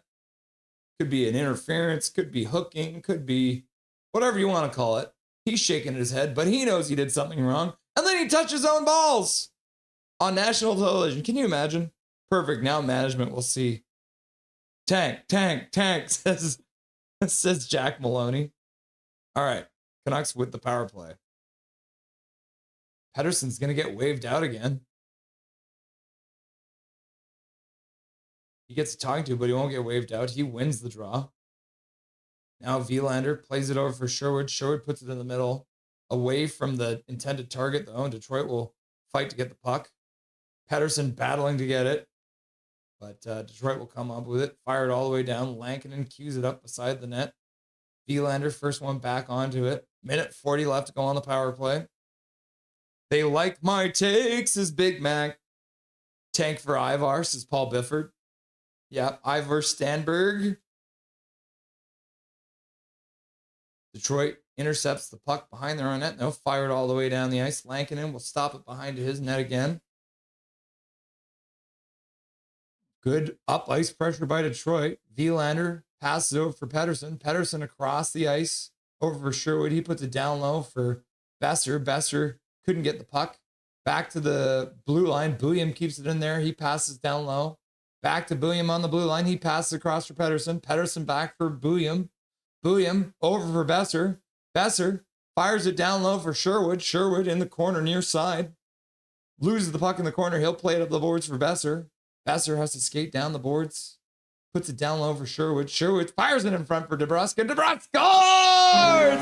Jake DeBrusk on the power play. That's how we do it. Oh no, that was the wrong one. Oh, that was the Abbotsford Canucks. Let's quickly go like this and go like this. And then we go like this. Where is it? Canucks score. There we go. And then we can go, Canucks score! Jake DeBrusk, the biggest power play merchant in years. And Jake DeBrusk on a beautiful pass from behind the net by Mr. Sherwood. And the Canucks have made it a 1-goal game. Woo! Whoop! You love to see it. Coach Rabilly, go, go, go, go, go, go, go, go, go, go, go, go, go, go. Milosh, woo! DeBrusk says KJ Brazy. Carly Girly Girl, 69, 69.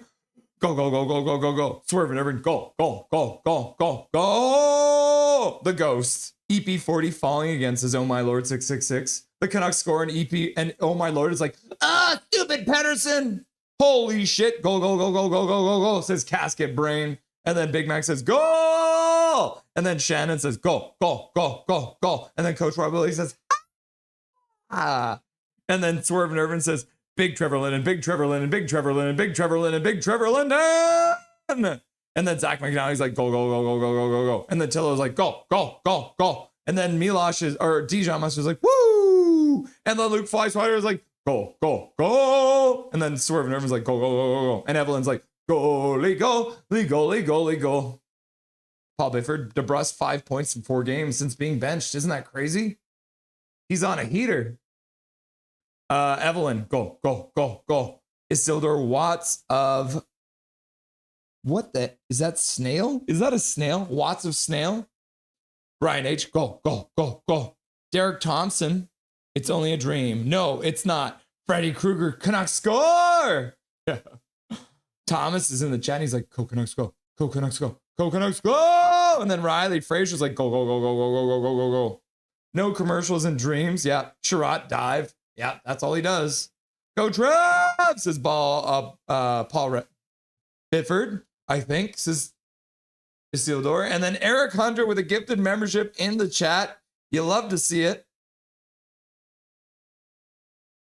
Eric Hunter donating a gifted membership. And that one goes out to Dar Daddy. Dar Daddy receiving a free gifted membership courtesy of Eric Hunter. We appreciate you, my dude. William gets the puck out. Thank you for your donation to Dobby's College Education Fund, Mr. Eric Hunter. And congratulations to Dar Daddy for getting the free gifted membership. Eric Hunter, the legend, donating to Dobby's College Education Fund. Laugh out loud, 11 points in DeBrusk's last 11 games against Detroit. Interesting. That's funny, eh? Apparently Detroit's the team he wants to play against. Canucks are now hemmed in after scoring. Shot to the front of the net, deflects. Lankinen makes the save. Why do you not go to him on that one? I don't understand this. DeBrusk harassing his man. Can't come out with the puck. Detroit still on the half boards. Fire it towards the front of the net. Lankinen makes the save. Fired it back to the blue line. Kept in there. Detroit, Sandy and Pellica puts it down. Across for Sherratt. Back to Pellica. fires it wide of the net, out front, and Detroit scores. The Canucks cannot get out. David Camp, who's supposed to be good defensively, is not, and the Canucks will get scored on, and Detroit will restore the 2-goal lead to make it 3-1 against the filthy Canucks. Boo, says Luke Flyswatter. Coach Rob Willie, so they...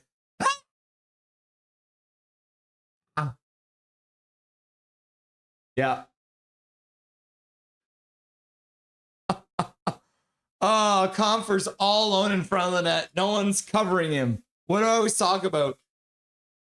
The Canucks do not know how to protect this part of the net. This part right here, right where Gibson's standing on this picture, this is where the Canucks cannot defend. Literally right in front of the crease. 3 minutes after Jake DeBrusk scores, the Detroit Red Wings score again to make it a 3-1 game. Canucks play the puck into the Detroit zone. Gibson comes out, plays it behind his own net, up the boards.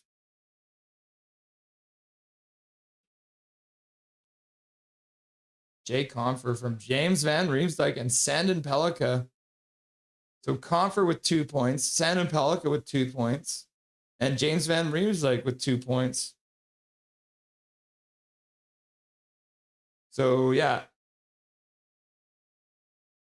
actor Sandin Pellikka scored the first goal from James Van Riemsdyk and Jay Confer, and then JT Confer from James Van Riemsdyk and Sandin Pellikka. So Sandin Pellikka and James Van Riemsdyk, and these guys all have 3 or 2 points each. And then Thomas with the $2 dono into chat to say, hey you. Thank you for the thank you for this is your 5th super on a live stream. So thank you very much. I appreciate you, Mr. Thomas.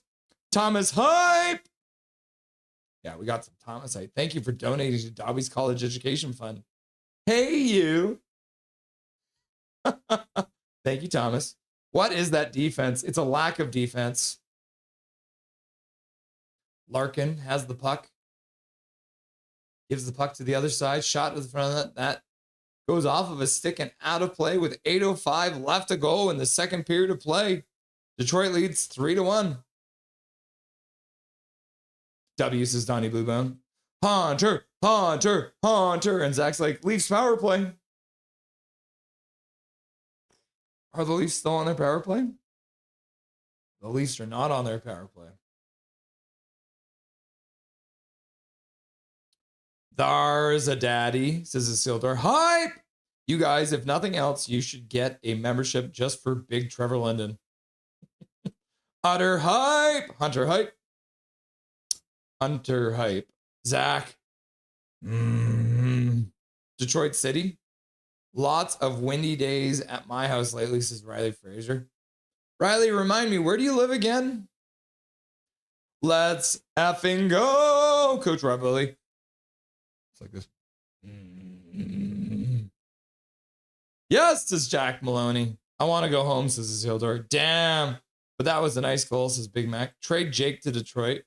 This team is trash, says Riley Fraser. Isildur says, tank! Tank, baby tank, says Oh My Lord 666. The puck, says Thomas. Swerve Nervin. Swear jar, says Thomas. Apple cider, please, says Isildur. Stank, not tank. Stank, not tank. And then Swerve Nervin's like, tank, baby tank. This system is horrible. Oh my Lord, what a tank strat. I love that. He says, oh my Lord, but we also have oh my Lord in chat. Puts zone D. Yep. Only the most important areas, right? Yeah, why would you want to protect that part of the... Let's see, there's a gold visualizer here. Let's have a look at the gold visualizer here. So here's Myers all the way up. So some reason Myers felt he needed to go all the way up here. Let's just get a quick replay on this. Look at where Myers goes from. Myers goes from behind the net and skates all the way out to the blue line. And then no one's covering the guy in front. So we got both William and Camp watching the man behind the net. And then they both go away. And then this guy is literally just standing in front of Lankinen. Comfer is standing all alone. And we got Myers up at the point for some damn reason. So, yeah. All right, back to the bar. Play is underway.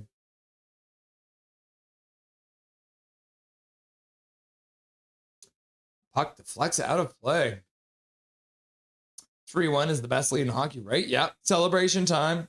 Celebration time. Come on. Let's celebrate. Don't know Hives, says Coach Rubley. Thomas is like, tank. 2 minute and 23 second shift for William on the 3-1 goal. He really is turning into the new Quinn Hughes, isn't he? I'm at my breaking point, says Riley Fraser. Isildur says, that's some cider. Wow, he does emulate Quinn Hughes. Swerving, we're on the same page. KJ Brazy, William better tighten up or face the wrath of the Canucks Nation. Yeah, he might. We got a 2-on-1. Shot to the front of net. Lankinen gloves it, hangs on. Gloves it like Gibson did. Zach's just got his sunglasses on. He wears his sunglasses at night so he can. They are going to grind this kid. KJ Brazy's just like,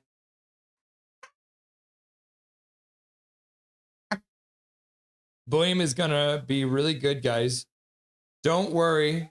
This system is so fucking awful. Once Manny is head coach, things will get better. Yep, I agree. All right, Canucks cannot get the face off in their own zone. Detroit controls, fires it towards the front of the net. Lankinen makes a save. Rebound comes out. And then Lankinen will glove it. Comfers on the ground in front. Good cover there by Lank the Tank. Lank the Tank. Mountain Mamas, is KJ Brazy. Big Mac, take me home, country home, to the place where I belong, North Virginia. No, I don't know the actual lyrics. Max Sasson taking a face off. He wins it back. Marcus Pettersson rolls the puck around the boards, gets by Ogren. Carlson can't get to his man. Detroit dumps the puck in. Puck all the way in behind the Canucks net. Sasson and Marcus Pettersson in there digging the puck out. But the Detroit player does well. He actually gets the puck, kicks it up the boards. Good work there. Now Ogren tries to move the puck out. Detroit keeps it in. Yeah, Alex DeBrincat outworking two Canucks in the corner. Comfer back to the blue line. Fires it towards the front of that. That one gets knocked down. The Canucks will play it out to the neutral zone. Carlson will put it in deep. Max Sasson moves it on the forecheck. Sandin Pellikka puts it around the boards. Now Detroit plays it out to the neutral zone. They'll tip it into the Canucks zone. And that's going to be an icing call because nobody touched it. I thought they did, but they didn't. So Detroit needs to learn the rules. Learn the rules. Myers is way out of position. Yeah, he was out to lunch on that one. Blast another one in. Make 'em think about it. This is Derek Thompson. What's up, Derek Thompson? Always good to see you, my dude. Love foot system. It'll get a top 3 pick. Yep. This is the perfect system for drafting #1 overall. Jack Maloney, you're right. Ratu wins the draw. We had Ratu out there instead of... Oh, so the line juggling has started. Is now Ratu, Patrick Kane, and Drew O'Connor out there together. William skating down through the face-off circle, in behind. We've seen this one before. Now he'll play it behind the net. Drew O'Connor plays it out front. Ratu fires it just wide. Hronek picks it up, keeps it in at the blue line, dumps it down behind the net. Drew O'Connor hits his man, but can't come up with the puck. And then Sherratt will throw it up the boards. Kane takes his man down. The Detroit player's looking for a penalty because Kane kind of slew-footed him there. So I don't actually blame the Detroit player. Appleton wasn't happy. Appleton will fire it down now into the Canucks zone. DeBrincat chops it behind the net. Canucks. Hronek tries to play it up. That one gets blocked. Now Detroit will knock it down in the Canucks zone. Kane plays it down the boards. That's Patrick Kane. And then the Canucks will intercept, and Evander Kane will give the puck away in the Detroit zone. DeBrincat skates in. He'll take a return pass. Now to throw it back into the slot for Patrick Kane. Can't believe I have to use both names on these Canes. Now Sherwood skates onto the puck in the neutral zone, down the boards, cutting to the front of the net. He gets taken out and then loses the puck to Patrick Kane. Now Kampf is in. He gives the puck to Brusque, who plays it back to the blue line. Myers throws it back down the boards, in behind. Kampf plays it around, in behind the net, back out front for Sherwood. Sherwood didn't pass it over for DPD. DPD could have taken that pass and had a one-timer back to the blue line. Myers with a one-timer to the front of the net. That one goes wide on the short side, bounces off the end boards, picked up by Mr. Sherwood. And a shot to the front of the net. Oh, and the puck goes high in the air. And it looked like, was that Jake DeBrusk trying to chop that towards the net? Looks like he got chopped when he was trying to chop it.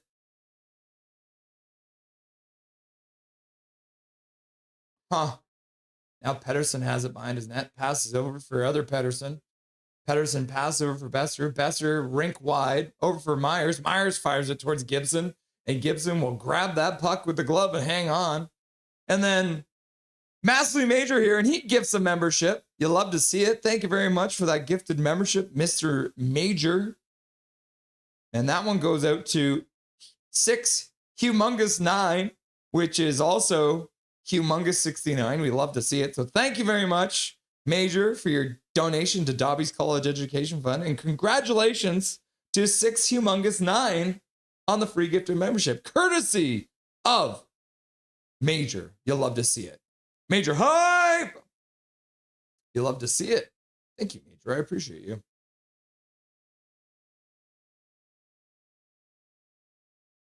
What's new, says KJ Brazy. Foot Clan is so clueless. Laugh out loud, says KJ or Calvin99 Charlie. Laugh out loud. And then Big Mac's like, what's up, KJ? And then KJ's like, bottom left Myers. Yeah, he was definitely bottom left Myers on that last play.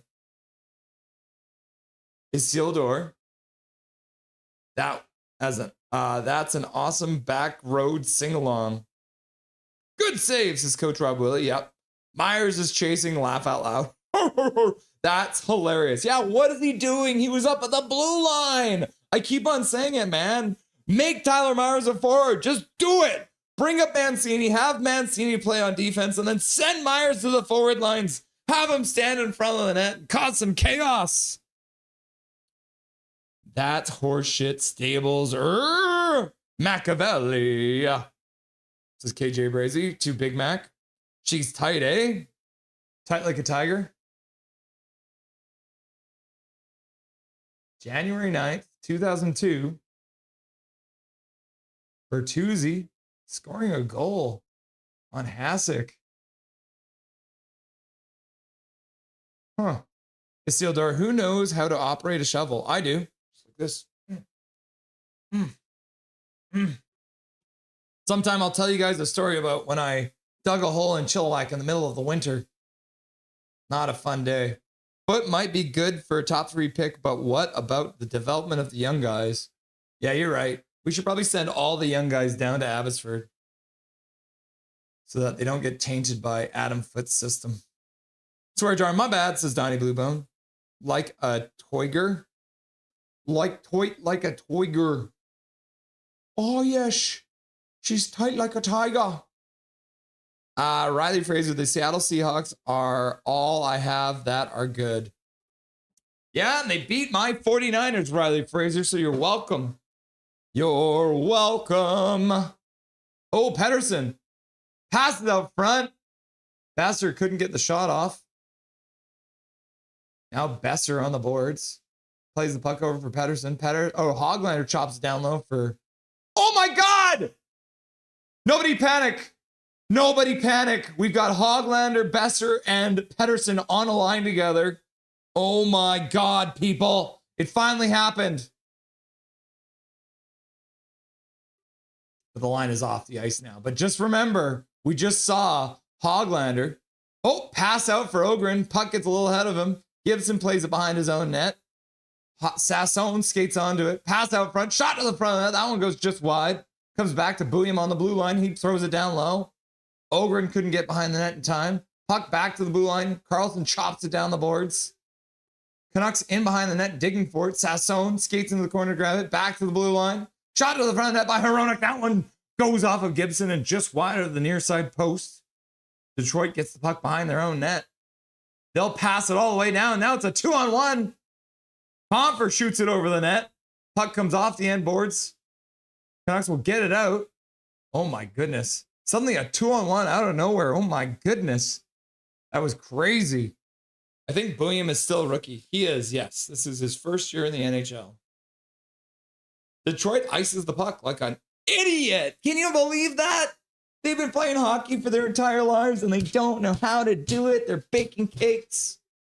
It's crazy that Hronek knows how to play a 2-on-1.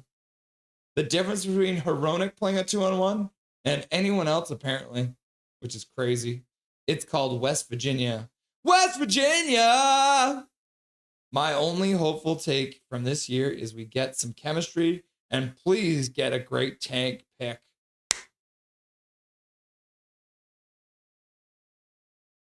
Oh.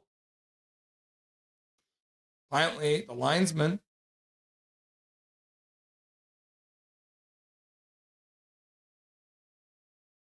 All right, so it's not an icing call, so they are going to take a break.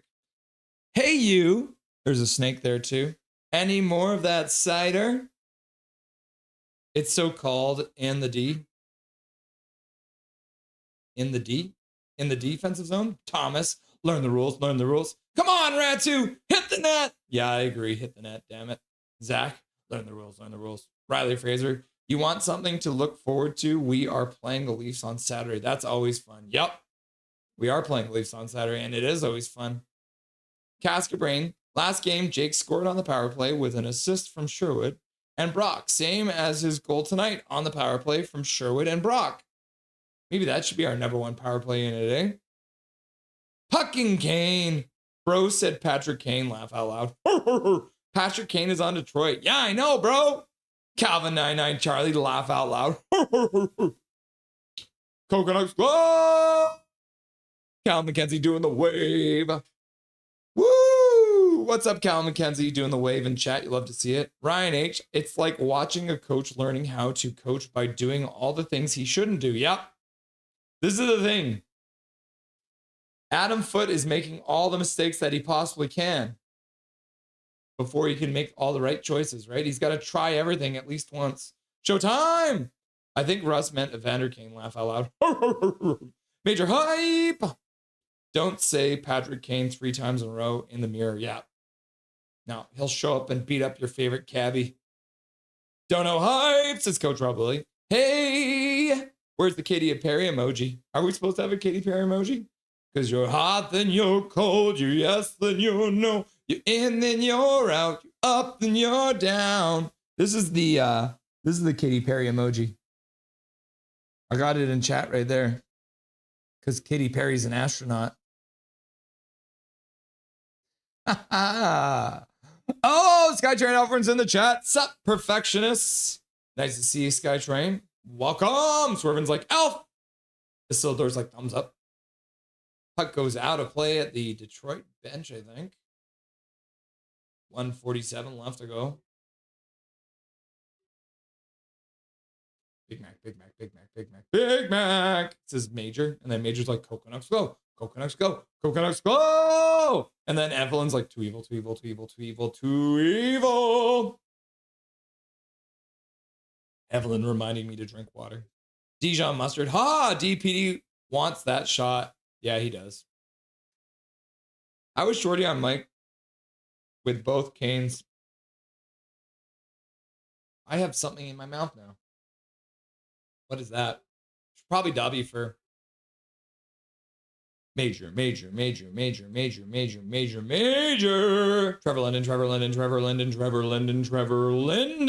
It's Casket Brain, and then Trevor Linden appears.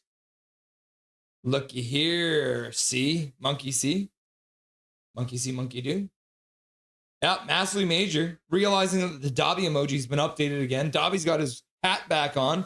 Dobby. Patrick Kane hitting the corner, loses the puck. Sherwood comes up with it. He'll start out. Sherwood dumps the puck deep, but can't get past his man. Hits the guy in the corner. Puck up the boards. Kept in by Hronek.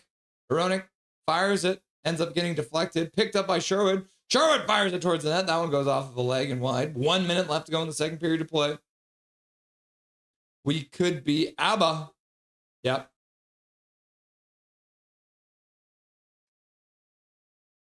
Dancing Queen, young and sweet, only 41. Stank ass, is Swervin' Irvin. Show me those emojis in chat. Oh. Shot towards the front. Lankinen can't cover it. Puck up the boards. Puck now out. Cannot come out. Oh, Kane can't handle the pass. Detroit Red Wings get it back to the blue line. DP tries to throw it down low, but that one deflects off a shin pad and out. Now Detroit brings the puck in offside, but they don't touch it, so they'll tag up. Now the Canucks will pass all the way out. Atu tips the puck into the Detroit zone. 5 seconds left to go in the period, so Detroit will stand behind their own net, just chill there, and kill off the rest of this period. And it's now, it was a 1-goal lead after the first period. Now it's a 2-goal lead for Detroit after the second period. That's how it goes sometimes, you know? Sometimes it be like that. Sometimes it be like that. Yeah, let's get Jake Stakes Hockey on the phone here.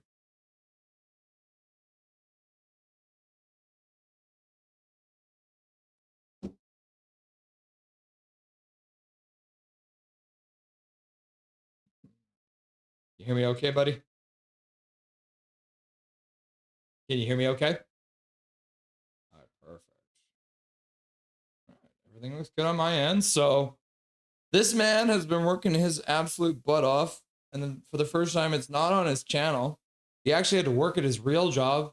And it was the holiday season. So I imagine it was very busy. But now he's back. He's put out a couple of videos. So I thought I'd bring him back on. Here he is, one of your guys' favorites. Jake Stakes Hockey. What's up, my dude? Love the intro. Yes, it was a very, very hard holidays for me, but back at it again. I'm trying to get in the swing of things and making videos. I did not realize how long, like, you know, you keep like seeing the games and you're like, I can't make a video on that. And then it's like, it just spirals out of control. And I'm like, oh man, I really got to put a video out. So I'm excited to get back into it for the new year here. So I'm a restaurant guy as well. So I'll ask you a question. Like on a night-to-night basis, how many people are you serving dinner to? You know what? I have no idea because this place is one of the most confusing places to ever work at because it's a lodge in the middle of nowhere, right? I'm either going to get absolutely freaking slammed or it's just going to be dead. So, you know what? I just get prepared that it's going to be slammed. During the holidays there, it was 2 weeks straight, right? So I just had to work every day. I couldn't make a video. Like I would watch the game a little bit like while falling asleep, but I'm just like, I just cannot do it right now. And I mean, even if you tried to watch the Canucks highlights, and that would probably put you to sleep anyways, right? Yeah, exactly, right? Where they've been playing lately.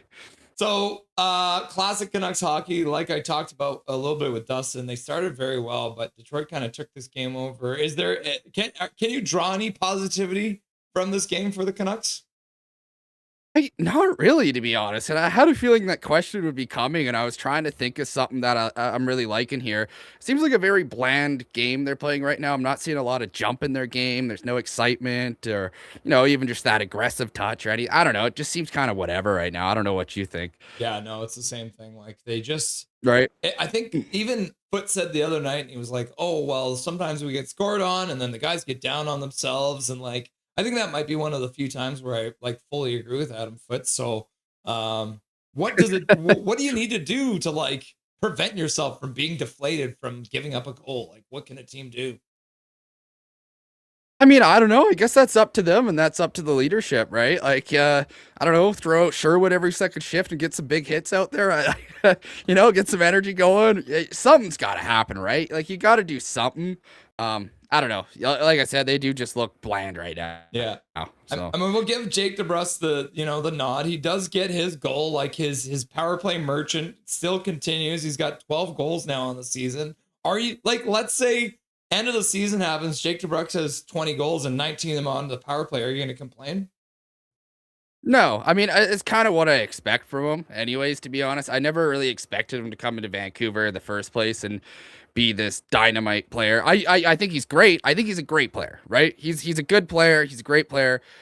We all knew he was streaky when he was coming in. I kind of thought maybe that was a problem in Boston. No, it sounds like that's just a him problem, and that's going to happen for his whole entire career.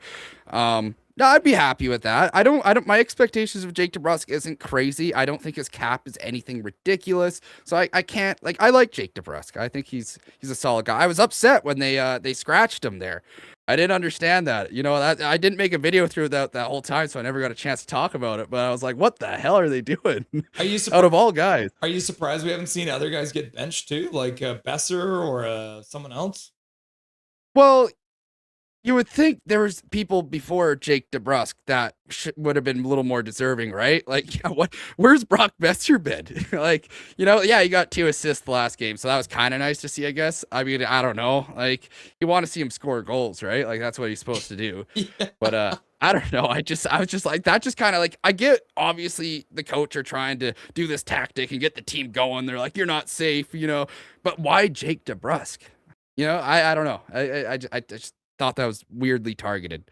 Well, I found Brock Besser. He's sitting at the bottom of the plus-minus standings. He's now a minus 22 on the season. He's going for the green jacket. He's going to win the golf trophy if he doesn't turn things around here. What do you need to see from Besser to see him not get scratched from this lineup? I don't know. He's never been a fast guy or a huge body. He's always kind of used his IQ, I guess you could say, to be a good player, and he has a good shot. So I guess by the end of the day, we just need to see a little bit more fire out of him. I don't know. It seems like this Canucks team sometimes, like that, and don't get me wrong, it's mostly just this game. They've been playing with a lot of jump lately. I haven't been terribly disappointed with the team, especially on a game like today.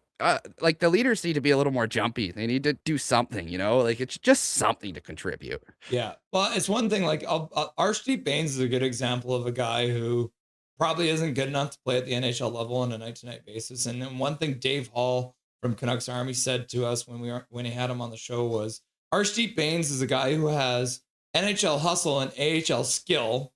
Is it starting to feel like Adam Foote as a coach has the NHL hustle in his game? The game plan, but maybe AHL skill to make it actually follow through? Yeah, basically. I mean, that actually kind of makes a lot of sense. And sorry, I just thought of something. I just thought about like people like Linus Karlsson and Max Sasson. Like, why are these the two guys that are like my favorite players on the team right now? Like, they shouldn't be the guys driving the team. It's just a thought that just jumped up in my mind where I'm thinking about AHL, because those are AHL guys, right? They probably would have never made the team if they're on any other team. It's I've been impressed with them, don't get me wrong, but it's just like, what the hell? Yeah, right now, Adam Foote's deployed them for 8 minutes and 30 seconds each. So Max Sasson and Linus Karlsson getting about 4 minutes each period. The only players with less ice time are Atu Ratu, Liam Ogren, and Hoglander. So all these guys, those 5 guys are all in the 8-minute range, except for Hoglander, who's getting 7 minutes. And I'll ask you about Hoglander too, because Hoglander gets injured in training camp, but essentially finished last year as a top 6 player, comes back from injury, and suddenly he's on the 4th line. He's played 300 games. Why the hell does Hoglander have to prove he's a top 6 player again? Right? Yeah, they start him back down in the ranks again, and it's just like, what do they have against this guy? Like, you look at a guy like Rick Tocchet now, Adam Foote, obviously they're connected. And it is weird. And it's funny that you mentioned that. Like you said, Max Sasson, Linus Karlsson, him, and someone else is Atu Ratu, Liam Ogren. They're all in the lower marks of the game. See, I don't know these things. So it's funny when you say that. Those are all guys that can jump up the game. These are your energy guys, for Christ's sake. Yeah. Like, you know, like there's like, I don't know. It just makes no sense to me. That's crazy. Well, it's crazy too. Like, and then looking on the defensive side of things, Hronek has almost 16 minutes played that so far this game, which I expect because he's been playing like 26 minutes since Hughes left the team. But Tyler Myers at 15-22 so far. And I want to ask, why the hell is Tyler Myers being played 15 minutes already in this game? Jake Takes Hockey. Wait, he's playing 15 minutes in the game already? He's already played 15 minutes. He's got the second most ice time of any player in this game right now. That's nuts. I mean, we all know Tyler Myers does not strive in this type of role. He's a great defenseman when he's getting put into that second, third kind of guy, right? Like, and that's where he strives. He doesn't make as many mistakes. He plays well defensively, but the moment that man starts getting minutes, it's very, very concerning for me. Is it time to try him as a forward? Sorry? Is Bring it him as time? a forward? Tyler Myers is a forward. Is it time? You know what? Do anything at this point. Throw him up. Why not? Right? That'd be hilarious. Could you imagine the giraffe out there? I can. I dream about it every night. Yeah. So here's another one that, I mean, I'm just gonna put this out there because Hronek is our best defenseman right now. We traded him, our first round pick that we got in the Bo Horvat trade to Detroit to get Hronek. And that first round pick turned into Axel Sandin-Pellikka, who is playing for Detroit tonight, is their kind of Hughes player. He's got 2 points so far. If you had to choose between taking Sandin-Pellikka or Hronek, which team would you go for on the Canucks? That's wild. I think I always find it interesting that you pick up on these things because like I didn't know that. So, you know, that's funny that he did score this game too. I would go with Hronek just because I don't know enough about this guy yet. And Hronek is solid. He's actually, you know, at the beginning of the game, he's one of those sneaky good players, I guess, because I didn't realize how good he's been this year. Like, I was actually watching the away broadcast. I deleted Sportsnet Plus, by the way. They pissed me off. Yeah. So now I'm sailing the seas. But they were talking about, well, it was funny. I can't make this up, but the broadcaster said, Hronek is the best player on the Vancouver Canucks. Like, and he just said that with a straight face. I was like, excuse me, what? I looked at my girlfriend. I'm like, did he just, what did he just say? Like, what? I'm like, did I hear that right? But no, he actually is. He's been solid. Yeah. I mean, the crazy thing is I'm pretty sure Hronek is currently tied for the most points on this team. So he is technically the best player on the team. Right? I guess so. That's where I was like, what the hell are they talking about? But then I was like, okay, sure, I guess, right? Why not? Yeah, let's give it to him. 26 points in 42 games. So he is tied with Pettersson for the lead on the team. Pettersson has played only 34 games. So they do give the nod to Pettersson for actual lead because he's got more points per game. But regardless, right. I think Hronek has like 10 points in the 10 games since Hughes left. So he has stepped it up. And as we saw tonight, he can defend a 2-on-1, so I guess we should keep him. I'm so sorry. It's cutting out for me right now. Phil Hronek knows how to defend a 2-on-1, so I wish maybe while we had Hughes, he could have taught him how to do that. Yeah, right. Yeah. If they could have done that together, for God's sakes, man, they scared me together sometimes. I was like, what? I don't know. So the Olympics. You know what? Good for him. Yeah. Good for him. He's been stepping up. Did you see his interview the other day with all of his one-word answers? No, I didn't actually. So I love stuff like that, though. I wish I saw it now that you mentioned it. The Olympic rosters are essentially all out now for the what is it? The Italy Olympics coming up. Are you going to be watching Canada with no Canucks, or are you maybe going to switch your alliances based on your Canucks? I mean, I'm going to be watching Team Canada for sure. I'll probably make videos on it too, since I just took a long break. I was going to tell myself to take a break then. But no, I should probably make some videos during that. It's fun to do something different. I'm Canada all the way. Maybe I'll sneak it. Like, I love watching like a Finland versus Sweden game. And there's lots of good teams. I actually really enjoy watching like teams like Latvia and those surprise teams, Czechia. I love the Olympics. I love all these teams, these up and coming teams. It's a lot of fun. So I'll watch what I can, but I'll definitely be focusing on Canada for the most part. Yeah. And we get to see Artur Shilovs play for Latvia, so maybe he can. Yeah, right. I know. I was just thinking about that as I was saying that. I'm like, God damn it! I brought it up again.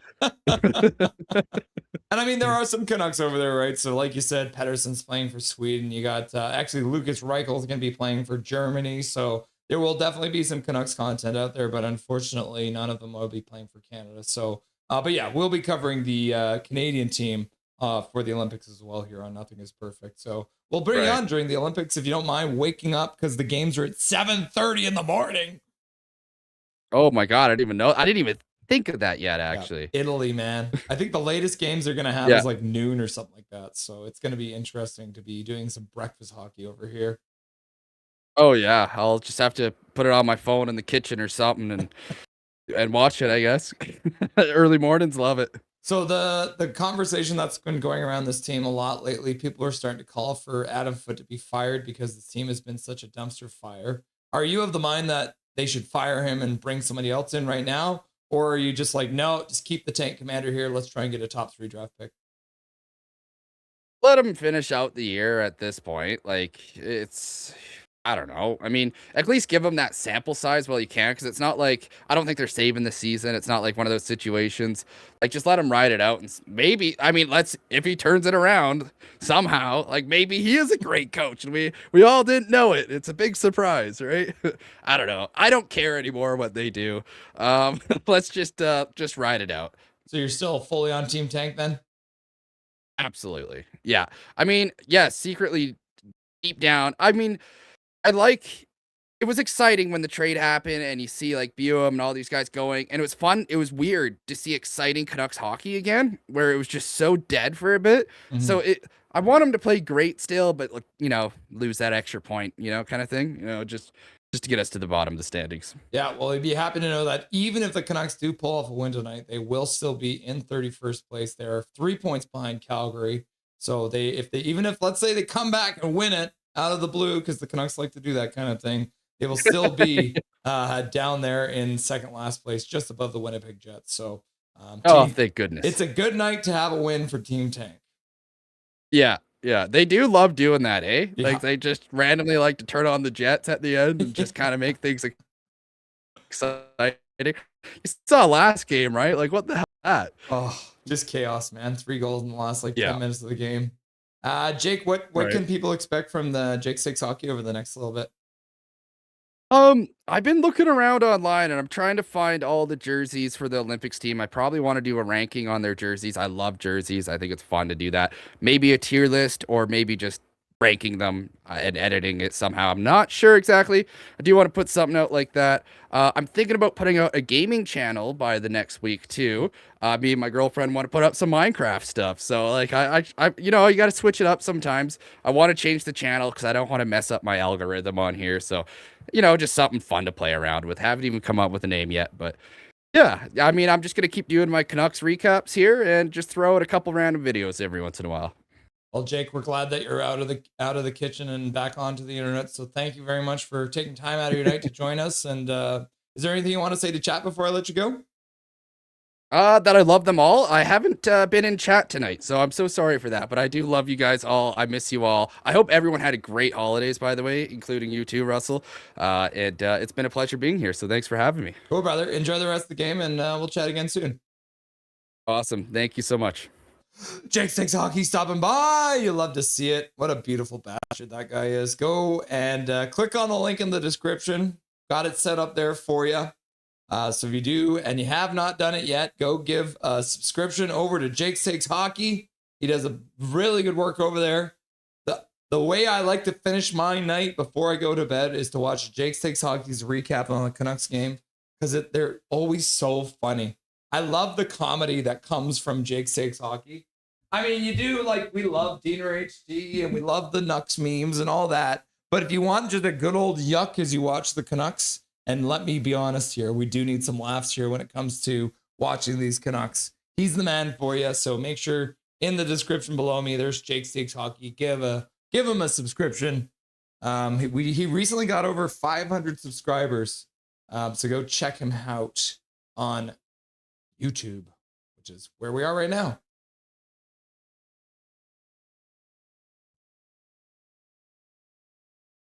I'm gonna pull up his page for you.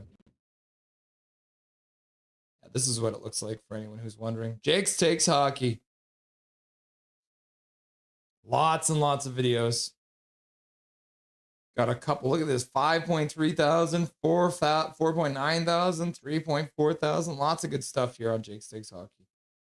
Back to the bar. All right. The boys are back on the ice after the intermission. I'm gonna update this so it's third period. And game will get started any second here. Canucks down by 2 goals. Lots of time left. Play is back underway. Canucks pick up the puck in their own zone.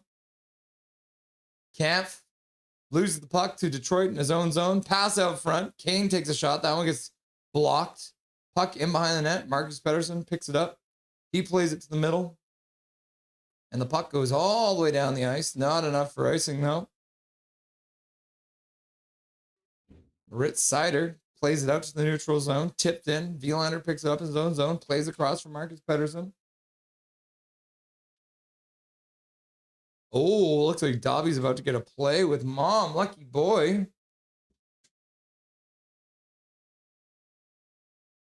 Puck in behind the Detroit bench or net. Hronek throws it through the slot. Not deflects off of a shin pad or a stick. Something out of play. So let's have a quick look here. Look at the shots in this game, which is pretty wild. So the Canucks started well, 10 shots in the first period. They only managed 4 shots in the second period. I don't get it.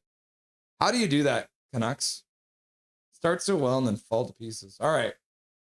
We do, in fact, have the Pettersson, Besser, Hoglander line back on the ice, so they finally did it.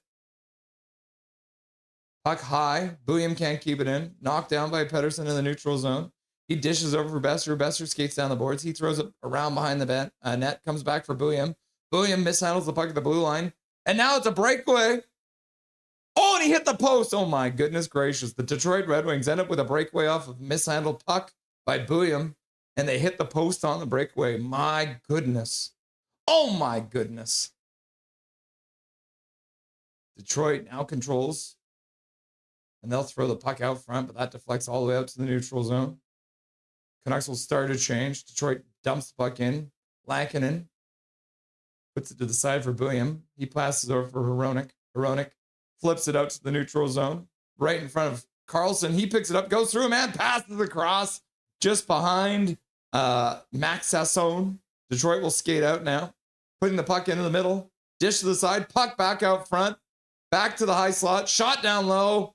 Oh, and the puck goes short side wide off the end boards out to the neutral zone. Detroit plays it up to the Canucks blue line. Now back into the neutral zone. They'll bring it just over. Trying to play the puck down low. High slot. Chop down the boards. Rung around. Back up to the blue line. Now back down behind the net. Detroit's just putting the puck up and down. Pass in front. And a shot attempt gets deflected out of play. With 17:43 left to go in the third period. PD is going to flourish in the Olympics with actual line mates, says Tillo. Yeah, I could see that too. Like old man Rocky, fire in the belly. So a high draft pick is at least the realm of possibility. No, yep, it is. Tillo, even with this nagging injury, yep, he does have a nagging injury. This is what we learned from the Ian McIntyre interview the other day.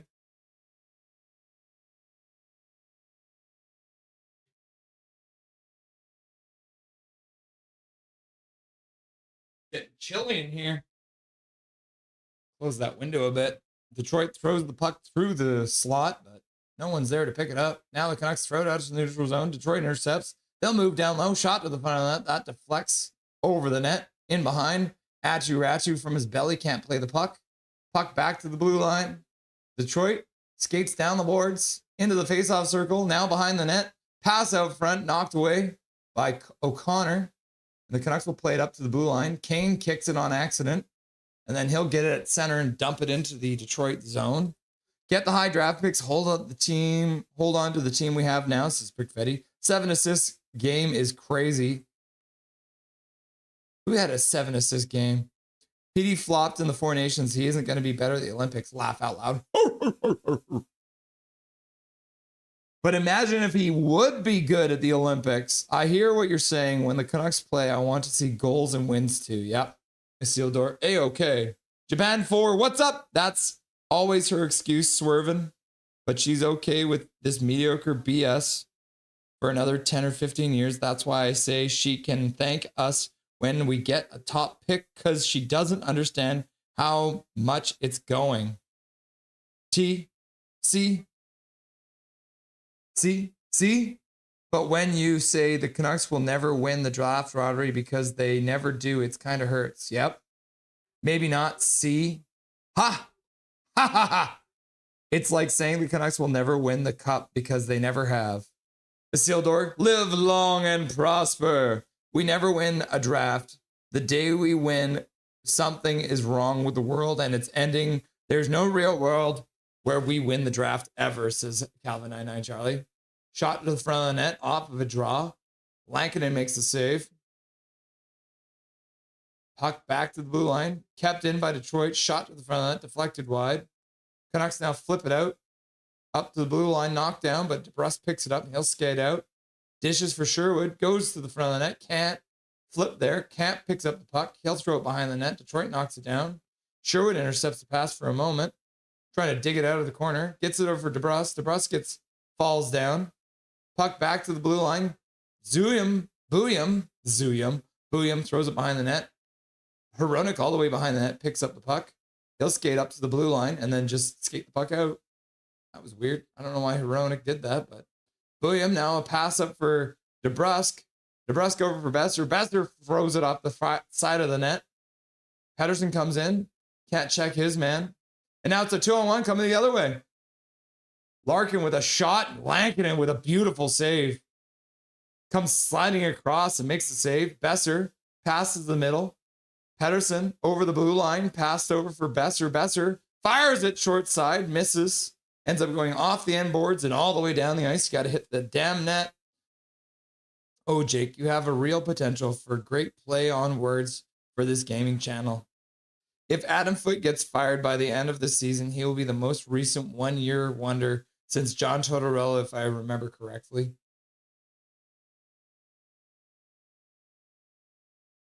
Oh, blocker save on the 2-on-1 by Lankinen. What a great blocker save. Devils are losing again, laugh out loud. Uh-oh, Spaghetti-O. Let's see. Yeah, they're down 3-0. Devils are down 3-0 to Dark Charge. Reapers is not going to be happy about that. And Zach's probably not happy that his team is losing to the Flyers right now. The Sabres are up 3-1 on the Rangers. This is why I want the Rangers pick. You know, because they're going to be crap. And then we'll draft higher. Ogren forces the puck down the ice into the Detroit zone, but they'll skate out with it. Larkin over the blue line. Stops up on the half boards, plays in the middle, gives it away. Sassone dishes for Carlson. Carlson puts it down into the Detroit zone. Detroit gets there first. Puck up the boards, kept in there. Hronek throws it towards the front of the net. That deflects into the far side corner. Kane can't get to the puck. Now puck dribbles into the Canucks zone. Zeev Booyam. First one onto it, stops up behind the net, passes all the way up for Ratu. Ratu dishes to the side. Drew O'Connor comes in, stops up in the corner. Now he'll keep on moving. Tries to go behind the net. Now he'll throw the puck there. Puck, Kane puts it back to Hronek. Hronek throws it backhander down the boards. Kane battling for the puck on the half boards. Puck ends up behind the net. Ratu checks his man. Puck back for Booyam. Booyam throws it towards the net. Gibson will glove that puck and hang on for a whistle. Was it lagging for y'all at all? Man, I had a hard time. Kept cutting in and out on my side. Laugh out loud. Was lagging a bit, yeah. And if 5th overall is the best we can do, so be it. Isildur, we're going to get a good blue collar chip. Jake, says Big Mac. We can still farm some good talent. You was good, Jake. Wasn't skipping. Hopefully we can get some good talent anyways. We were in the draft lottery for years from 2016 to 19, 4 years in a row. Why does a Michi Middle pick do for us, fangirl? Send Ogren, Baines, Bouillon, Vielander, DPD down to Abbey in March, says Tillo. And let them win. Yup. Figure skating. Thumbs up. And Benning squandered a lot of that time span. Yep. Bob sled skiing, speed skating. I'm not saying mushy middle Japan for. This is why we have a split amongst us, our own fans. Post, says Coach Rob Willie. Canucks didn't rebuild during those years. They were accidentally garbage, says Jack Maloney. Yep, that is true. The only time the Canucks have drafted high lately has been on accident. On accident. I love it as well, says Isildur. Unfortunately, Irvin Benning screwed up more than just drafting. Yep. Winter. Japan for, well, if you want to win because you think we have no luck, what do you think is going to happen, fangirl? We can still get a top 3 pick without getting rid of more stars for the 2027 picks and prospects. Yep. HMS fangirl, whatever happens, Japan for. Skytrain Elfman, Lankinen got beat, but was saved by the Red Iron. Yep. It's a good save. Oh, there's Max Sasson's dad in the crowd. You love to see it. Looks like we got a whole Sasson crew there. Isildur, hop along the Zamboni tank. Jump in. Hey, Steve, chill.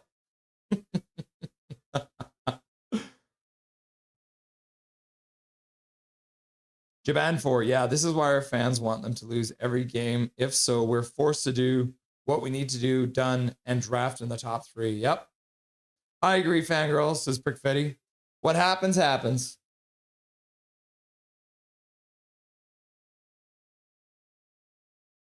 Detroit intercepts the pass in the neutral zone.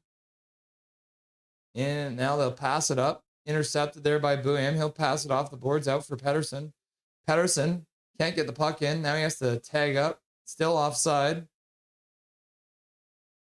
We are offside. So they will once again retreat out of the Detroit zone. Canucks will start a change. Nylander takes a second before he touches the puck. The Canucks were changing right in front of him. Pass over for Sherwood. He can't take it. And that's going to be icing against the Canucks as Sherwood could not knock down that shin-high pass. Jack Maloney, it's easy to draft well when you have more picks. It's why I always go back to blowing up the roster, including EP40, says Jack Maloney. If they lose, they lose. If they win, players die inside purposely losing games. Yep. Canucks ice the puck. Are the rules? Japan 4. Swervin, she always says this with no reason. That's why I ask. Neither result will change my life. Yep.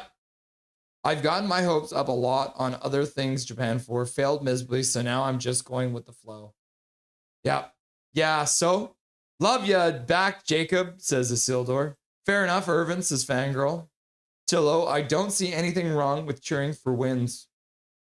Team's gonna lose regardless, says Tillo. That is correct. Yep, Tillo, me neither. I never go to bed, says Isildur.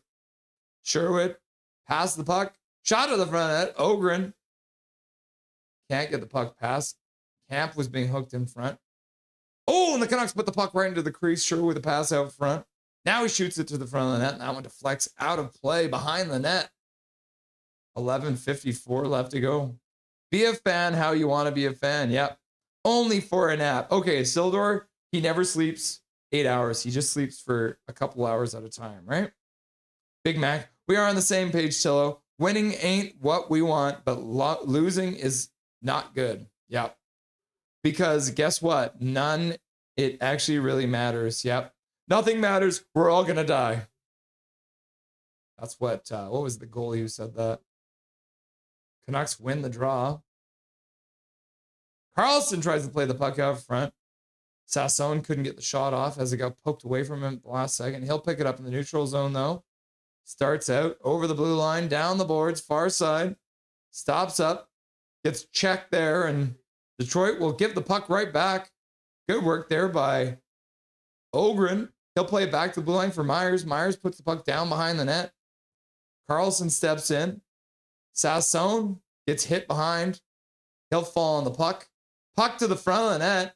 Now the Canucks keep it in. Good work there. Ogren working, keeps it, puts it down the boards, in behind the net. Sassone goes. Ooh, and the Canucks try and hit a man behind the net. Ends up going a little bit knee on it. Now Myers takes his man down. That could easily be a penalty too. The refs have apparently put away their whistles now. Myers hits his man in the corner. Now DPD picks up the puck. He stops in the corner. He'll skate behind the net now, chasing the puck he just lost. Passes over for Myers. Myers now passes to no one. The puck will go all the way down the ice. And it will not be an icing call. Apparently, I did not start the clock either, guys. Hronek picks up the puck. He'll skate right in behind Gibson. Passes back to the blue line. Ratu fires it towards the net. Oh, that went off of Gibson and just wide of the post. Oh, my goodness. What a bounce for Gibson. Confer back to the blue line. Kane with a weak attempt on Lucas Reichel. Now Kane chases the puck. Can't get there in time. Detroit takes the puck out of their zone. Canucks finish a change. Van Riemsdyk looks across, passes, gets blocked by Pettersson. Now Van Riemsdyk picks it up off of Pettersson's block, fires it towards the net. Lankin will cover it up, and Confer gets knocked on his booty by Marcus Pettersson in front of the net. 9:58 left to go in this period. Huh. There we go. I'll try and keep this clock up to date. Good news for Reichel today. Yep, he's going to the Olympics. Or bad news for Germany. Nah, they need as many players as they can get, Brick Fetty. I went with Japan for cheering for losses since I went to the Blackhawks game. Jack Maloney's like, lose, lose, lose. Tortorella is arguably worse than Adam Foote. Torts tried to fight a coach. Has Foote done that yet? No, he has not tried. The Germans. Das is good, y'all. I hate the devil, says Jack Maloney. Big Mac says, I am German. New poll, was Foote worse or was Torts worse? Okay, let's do it. The poll question will be ended now. Can Hoglander get a point, his first point of the season tonight? 42% said yep, 29% said nope, 19% said maybe, and 10% of you are just laughing and crying. So that's chaos, right? Let's start a new poll question.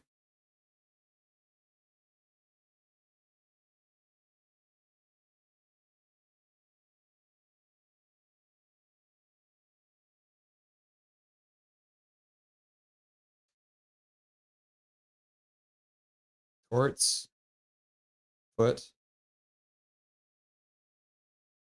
they both suck. Uncontrollable crying. There we go. New poll question, courtesy of Swerve and Irvin. There it is for you guys. Who is the worst coach for Vancouver? Torts, Foote, they both suck. Uncontrollable crying. Prickfetti, my grandpa was German. He was enslaved and forced to dig ditches around Berlin. That sucks. Not enslaved. Foote, hands down, says Big Mac. Swerve and Irvin, I know Big Mac, and it burns me up inside. Pass the bratwurst. JK Brothers, says Swerve and Irvin. Does anyone remember Detentionaire? No, I don't. Detroit wins the draw. Puck back to the blue line, thrown on net, deflected to the side by EP40. Now Myers wheels back behind his own net, looks up the ice, passes into the neutral zone. Pettersson handles that pass well. He'll try and fire it towards the front of the net. Besser moves in to try and get the puck. Hoglander's there too. Kane loses the puck. Pettersson comes up with it. He tries to fire it down the boards. Does on the second effort, does so. Now Hoglander moves in behind the net, can't get to the puck. Detroit will fire it out to the blue line, and Kane will try and move through the neutral zone, but he gets checked. Now Myers plays the puck back for... Who was that? Who did well? That was Bouillon. Had to negotiate that pass well. Pettersson plays behind the net for Bouillon. Bouillon passes in the neutral zone for Besser. Myers was all the way up at center again. Detroit goes all the way back in their own zone. Foote. Hart. Torts got another coaching job. NHL is old boys network. Yep. Paul, that might be it. Cider 2, eyes, tongue, umbrella, snake. Or is that a caterpillar? Missed the first period. Been watching since. Lefty all around. The first period was the only time the Canucks actually looked good tonight. It's weird. DeBrusk puts the puck into the middle. Ratu tries to dump the puck deep. Knocked down by the Detroit player. Now Sherwood comes in. Puts the puck over for DeBrusk. DeBrusk to the front of the net. Puck chopped by him. Camp tries to get the puck. Knocked down by DeBrusk. DeBrusk in the middle for Sherwood. Sherwood fires it just short. Just wide of the short side there through his screen. Now Sherwood gets the puck behind the net. Plays it back to the blue line. Marcus Pettersson can't keep it in. And Vilander will go all the way back behind his own net to pick up the puck. If Foote doesn't get another gig, he's officially the worst. Yep. Love Sassone's dad, says Tillo. Camp and Ratu need to go. Vancouver, says Jake Sakes Hockey. Brock has done nothing all season. Vilander plays the puck down low into the middle, shot to the front of the net, but that one gets deflected. And Gibson will grab that puck and hang on to it with 7:31 left to go in the third period of play. Canucks owners management have consistently overpaid and overrated league average players. That's probably true. If you were a team, Swervin, what team are you a part of that signs Foot?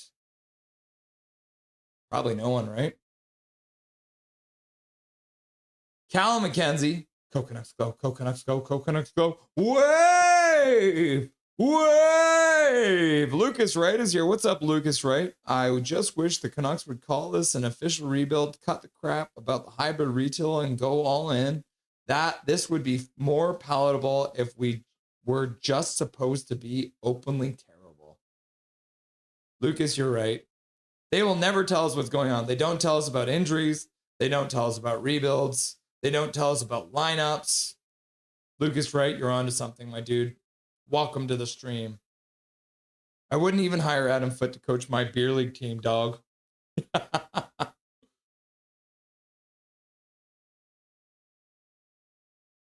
Canucks, Carlson picks up the puck. He'll start out. Passes up to Myers on the blue line. Myers puts the puck down low. Ratu can't get to the puck. Intercepted by Detroit. Ratu plays the puck in the middle now. Fired to the net by Drew O'Connor. And Sider's trying to be tough for some reason. Drew O'Connor's not even looking at him. He's like, bro, what's your problem, man? You're a mic to me. 6:39 left to go.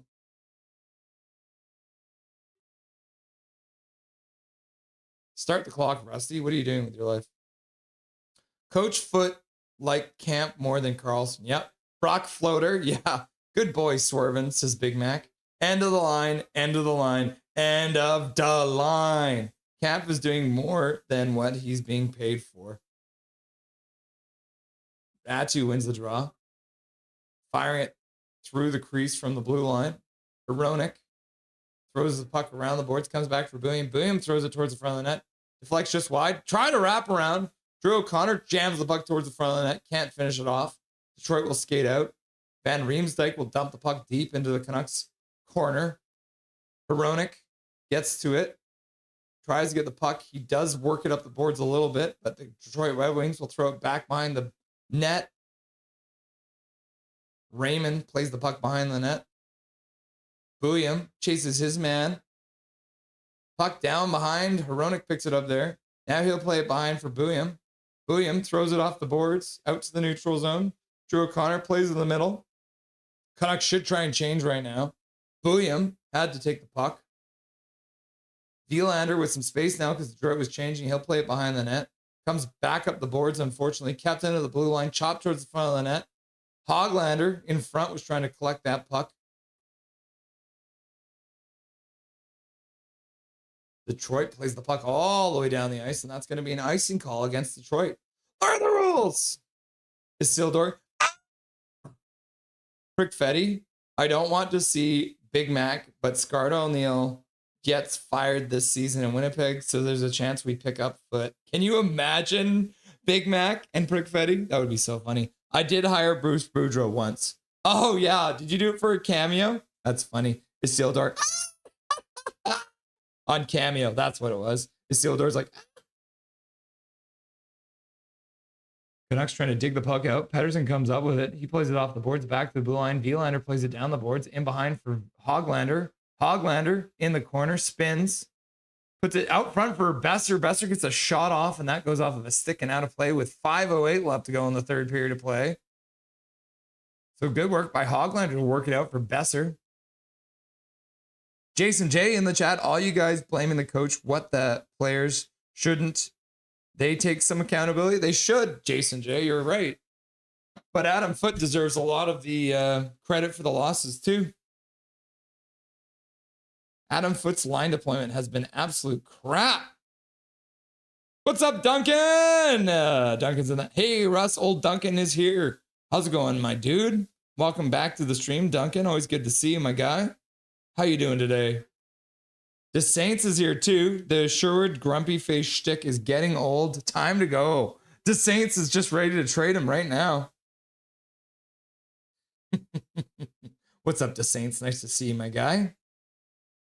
And then Just Incredible's here too. What's up, Just Incredible? Let's go, Red Wings and Jets. Are the Jets playing tonight? The Jets are currently defeating. They're currently winning. The Jets are winning against the Oilers right now. 3-1 in the second period, but they were winning last night too and lost. So who knows? Who knows what's going to happen with them? Smirky Mixer is here. What's up, Smirky Mixer? Blaine Alvin for this season. Oh, Duncan's at a dispensary in St. Louis, eh? They sell jerseys. One is a St. Louis Blues jerseys. I guess, yeah, if you're at a dispensary in St. Louis, they would probably have the St. Louis jerseys. Bob Bluger in chat too. What's up? Except Brock gets a little umbrella with his drink in his drink. Yep. Chat, I'm post dinner with my feet up and a sweet drink. I feel like a pregame Brock Besser. And Brock Besser has a little umbrella on his drink. That's funny. Go Jets, go, says Tillo. This is Torvin Irvin. Remember at the beginning of the season when there was a thought that we would trade our 2026 pick unprotected for center help? Dead. Hey, Dobby. Come here, Bubby. Come here.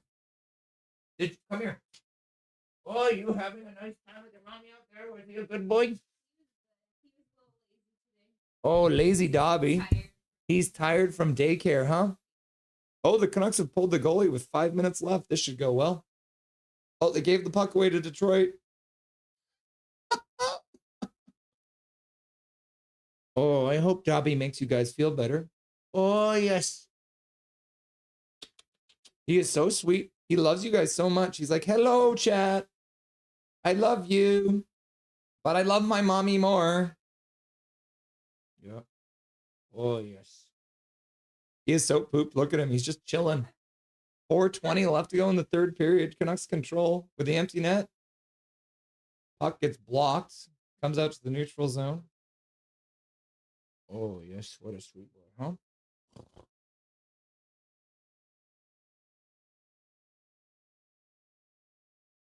I think Gibson might try and take a shot at the empty net, guys. We'll have to wait and see. Canucks fired the puck down the ice in the neutral zone. Patrick Kane intercepts, and he'll fire it towards the empty net. Oh, no, that's the wrong one.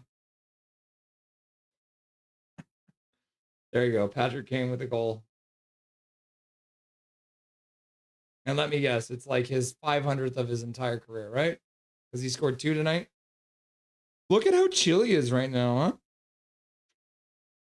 That's 500 career goals for Patrick Kane, and of course he did it against the Vancouver Canucks.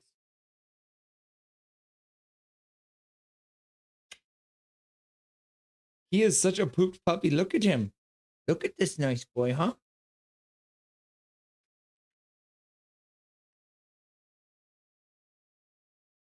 He's the 50th player in NHL history to score 500 goals.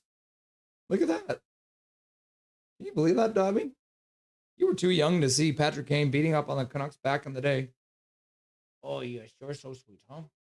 You gonna have a little nap right here?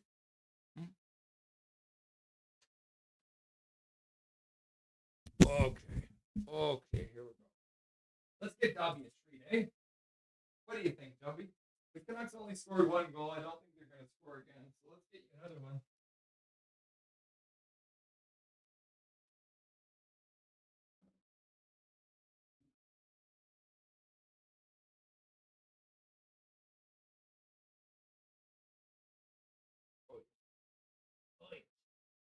Oh, yes, Dobby. All right. Oh, the Canucks just hit the crossbar. Oh, yeah, the Detroit's up 4-1 now. Hey, guys, we're going to give them a good one because the Canucks have only scored one goal tonight, and they probably won't score again. So we're going to give Dobby a nice big old juicy banana peanut butter cookie, which he loves so much. Oh, yes. Look at him just harf it back. Chews on it twice, and it's gone. Just like that. Just like that.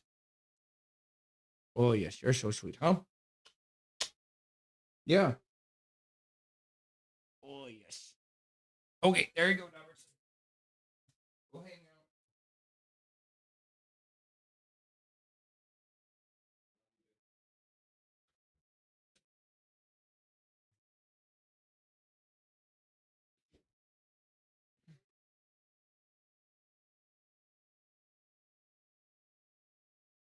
Okay, 3 minutes and 15 seconds left to go in this crap pile of a game. We're just giving him away first and high profile goals to every team. Yep. Hunter with a $5 dono. Thank you very much, Hunter, with a $5 gifted membership. I appreciate you. And thank you very much for donating to Dobby's College Education Fund. Doodle Hockey showing up with the hearts in chat. 2 months as a member using his monthly membership message. Say, heart, heart, dog, dog. Canucks Drew O'Connor gets dumped behind the net. No pushback from this Canucks team, believe you me. Detroit will work it out to the neutral zone. Canucks are now out shooting Detroit. So there's that, right? They have 12 shots in this period. So that's something, right? Thank you for being here, Jacob, and thank you for being a member for 2 months on Nothing is Perfect, my dude. Thank you, Doodle Hockey. This team, man, laugh out loud. Yeah, they're trash. Aren't they? Pens up 4-1 at least. Russ is Duncan. What's up, Duncan?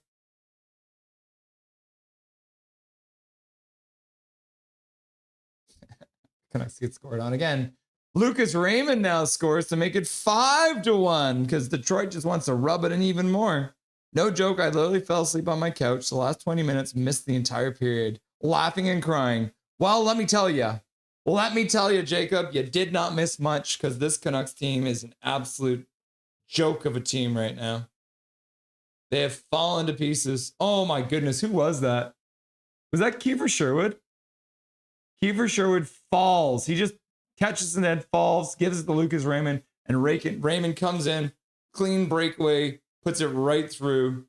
He doesn't even celebrate. He doesn't even want to. Oh my gosh. The jersey instead of the note. Damn, Duncan wasn't alive in 2011 playoffs. Is the Bing and is a bong in 6 joints. 5 minutes and an empty net. I can't watch. Yeah. W says Cadet, or says Duncan. I never been to Missouri, let alone a dispensary. Well, up here in Canada, Duncan, we got dispensaries everywhere. Foot is so ass, says KJ. And then Hunter's like, Dobby, Dobby, Dobby. And then Callum's like, Dobby, Dobby, Dobby, Dobby, Dobby, Dobby, Dobby, Dobby, Dobby. And Prick Fetty's like, Dobby, Dobby, Dobby. And then Humongous is here. What's up, Humongous? You got a free gift membership earlier. We appreciate you. Dobby, Dobby, Dobby. Chuckled hearing about Dobby's exhaustion from daycare. I know, right? Drew O'Connor brings the puck out.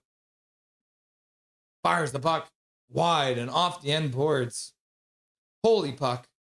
We will at Calvin99 Charlie. Patrick Kane, 500th career goal, folks. Yep. Just to give him why don't you? Yep. Just give him the puck. We felt bad for the little guy. Dobby, Dobby, Dobby, says Colin Whitehead. And Japan's forward's like, boom! Dobby, sweetheart, says James C. Kirk. At least we didn't get shut out this time, I guess, right?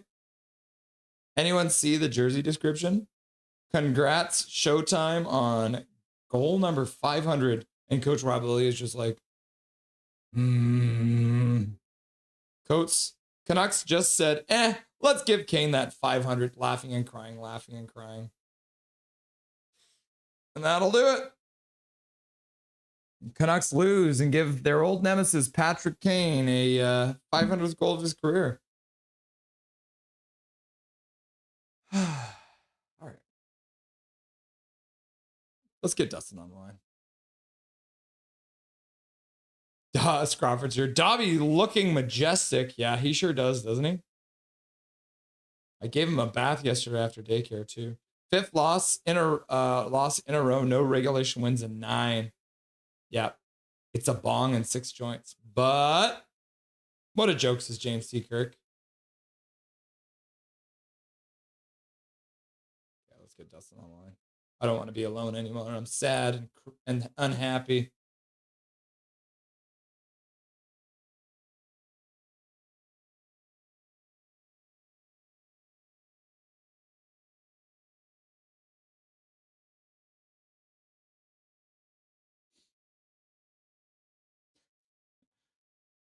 We are laughing just so we won't cry every time we watch the Canucks fly. Oh, wait, they can't fly. They're too effing slow to keep up. So they lost to Detroit. So here's Dustin to talk about it on the Rusty and Dusty post-game show. Oh, man. You know, Mo, I've seen teams suck before, but they're the suckiest bunch of sucks that ever sucked. Don't! Holy crap, man. Like, honestly, the second period just continues to be a problem for this team, and I don't know why they keep getting caught out there on long shifts. Pedersen and Kane both guilty of it on the first goal. The second goal, where was Myers going? Why is he checking the defenseman right beside Sherwood, the winger? That's foot style, man. You see it. You can see it on every play. The defenseman will follow the guy they're checking all the way to the blue line. That is foot system. Myers and Marcus Pedersen cannot play man-on-man defense. They just can't. Like, they are not built for that system. They are not mobile enough. And you see it constantly when they, like, it just and then it's like, oh, well, Bouillon got stuck out there for 2 minutes and 20 seconds on that shift. It's like, well, at least he was playing his position. Dustin, the game finished, and you look at the stats here, and it's insane. There is only there's only 5 players on this team that were not a minus. You got Hronek, who's even, Ratu, Hoglander, Besser, and Drew O'Connor. Every single other player on this entire Canucks roster was a minus, including 5 players being a -2 in EP40, Sherwood, DeBrusk, Kane, and Carlson, all -2s. Man, like, this is a perfect tank game, right? You lead in every single category and you lose. Mm-hmm. And you lose 5-1 convincingly. You lead in shots, you lead in face-off percentage, you go 50% on the power play, you go 66% on the penalty kill, you go you out-hit them. Didn't block enough shots, man. I don't understand the logic behind pulling your goalie with 5 minutes left when you're only down 2. Like, maybe 3 minutes left, but like with 5 minutes left, maybe go out there and try and draw a penalty instead. Like, I get that you guys can't play 5-on-5 hockey, and like the power play is the only way we can frickin' score these days. But oh boy. I did say that was going to be a rough one. I was prepared for it because the Red Wings are a hot team. right? Like they are. We can't take that away from the fact that they've been one of the second best team behind Colorado. I think that's their 13th win since December 1st. So, they're not a slouch of a team. It's just it's just all of the things that happen. It's just Canucks hockey, right? Like Axel Sandin-Pellikka, who has 4 points in 2 games against the Canucks, right? And he's the draft pick we traded for Hronek. And I mean, obviously we are appreciative because Hronek is great. It's just typical, right? Like Canucks stats. And yeah, I just when you see stuff like that, you can't tell me that he's not here for one reason only. I guess he was hired to try as a last ditch freaking effort, maybe to keep Quinn, but like to keep him on board now after that, like, man, this is getting like the games are getting hard to watch. The system's hard to watch. Like these guys are trying their butts off, but like the system sucks. Just not putting the right players in the right spots with the system. Hey, like maybe Dustin, if you're gonna run man on man, they gotta call up Mancini. Dustin, we finally saw it. They put Hoglander, Besser, and Pettersson together in the third period. I know. And it they was look great. good. It was finally happened. They were digging the puck out of the corner. They got a couple good chances. They were cycling the puck, which is a thing that no line on this team seems to know how to do. And it's nice to finally see that line is the line that we said at the very beginning of the year I want to see. So we definitely won't see it to start the next game because Adam Foote will put the lines in the blender again. That, I will say now too, that puts the Canucks up to probably like where they were at 43 lines so far. They are now probably around like 46 lines tried now. So let's make it 50. Yeah. No, I mean, like the grab bag is starting to look like a barf bag, man. Yeah, 100%. I sent a clip over to Dustin because Dustin thinks that Adam's grab bag is a barf bag. And if anyone's seen the Mr. Bean movie, just picture the scene of him on the plane smacking the bag full of barf on top of the kid. And yeah, that's what Adam Foote is, how he makes his lines. He just slaps an old barf bag and just has it explode everywhere. Yeah, I mean, moving the puck out of their own zone continues to be a problem.